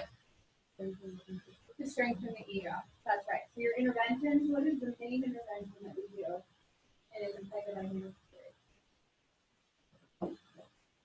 I'll give you a hint. It's directly related to the role that you have. That's the theory. Yep. It's transference. That's right. So we're going to make a blank slate because we're going to analyze transference, right? There you go. There's an intervention that you could use. You might also do free association. Way back then, it'd be like the problems are not right? So you might do that. We might do things that are ego bolstering or ego modifying, right? So I don't give you a study guide, but I give you the outline of what it is.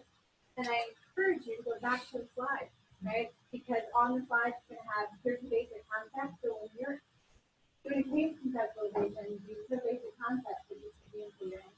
Here's the interventions that you might use. Here's the goal of therapy, right? What's the goal of trying to handle therapy?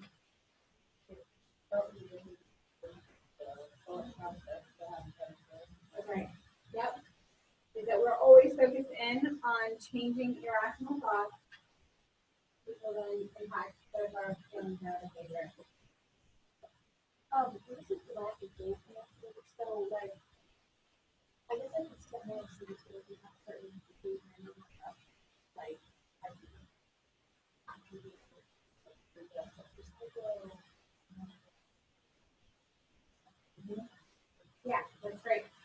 we talked about that formula, the goals. We increase or decrease a theoretical concept in order to increase or decrease a symptom, right?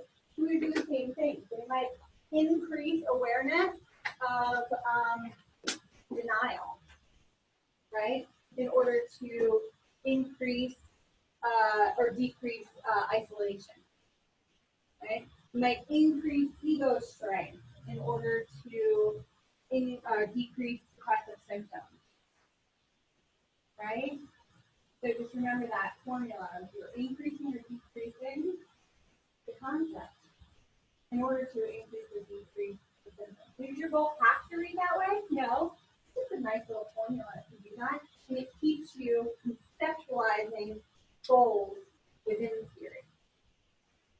Okay? So what I don't want to see is you say that, oh, I'm going to use a psychodynamic approach, right? And I'm going to use psychoanalysis. My goal is to track the rational thought patterns in order to decrease stress. Why is that wrong? It's not right theory. We're not focused on, remember, behavior is not coming from irrational thought patterns in psychodynamic or any of those approaches, right? It's coming from defense mechanisms, which are coming from the fact that the ego is not strong enough to mediate between the id and superego, right? So that's where it's coming from. So if you stay in the theory, then you know what's focus on, right? Okay. The nice thing is that you can always go back to those lectures if we have them online and re-listen to them, right? Okay. The second goal, or the describing goal for different theories, are you talking about the both of them, or just the one that you The first, so there's going to be 3 questions. The first 3 questions, you're going to stick with the same theory. You're going to pick one. You're going to conceptualize the case. You're going to talk about the role and develop a goal, right? So you'll stick with that theory. And then you'll flip-flop it. Don't worry, it's written out very, very clearly. This is just so that you know, like, this is what I'm going to be doing. What is it? So it is an in-class exam that we won't be taking in class. So it will be open at 2 o'clock next Monday, and it will close at 5 o'clock next Monday. Okay, so you'll have the class period in your bunny slippers, wherever you are. You can do the exam. Okay? It'll be on Blackboard. You'll be able to pull up the exam around Blackboard and then submit it. Like we do not have to. We get a note. Yeah. So here's the thing. Usually I let everybody have a note card because you take it in the computer lab and you can write as much as you do if you want on that note card. But you're at home. There's no way for me to regulate that. And quite frankly, whatever you write down is not going to help you analyze the case unless you know it. So have at it, people. Have at it. You can't analyze something if you don't get the concept. So let's just call it. Let's just do your notes. You still only have 3 hours. Yeah. So for the potential variants, those are going to be specific to the case study, or do you want us to also go for limitations in the theory? I would probably do limitations in the theory, but make sure it applies to the client, right? So here's one of the things that I oftentimes see is that people will be like, well, I would reduce defense mechanisms in order to decrease symptoms of depression. Well, that's a really great goal, except it has nothing to do with the client, right? So maybe you shouldn't have depression. Maybe you doesn't have depression, but you just like, oh, that's a really goal, right? Apply it to the case, right? Don't say defense mechanisms. Pick out one that you can see in the case and say defense mechanism, and then put in parentheses, this is the one I'm going for, and this is the symptom that this person is having, and I'm going for it. Because you're like, well, there's a plan goal for this, right? You want to make sure it applies to the client. All right, question. Concerns? Okay, you feel like you know what it's gonna be. Good. All right, if you have questions or concerns, feel free to talk with me about that. Again, it'll open on Monday. We will not be here. Okay? It'll open for the whole class period. Close at 5. Bam. All right, I'll see you in 2 weeks. No, I won't. With the spring break Because it's spring break. Midterm spring break. Good nice reward. Right there, people. For you to give to good managers. All right? All right. Did you get to go to that Amazon? No. Bummer. So is she still alive? Yeah. Okay. I told Adam that she was what? Real? She was there? I don't know if she was there, so they didn't say she was there. Her name was in bold though. Usually that's what they do. The author name was in bold and like her name was in bold. Like usually that's. I forgot where she moved. She moved up long enough. After that, yeah, after that went down, she moved. Right.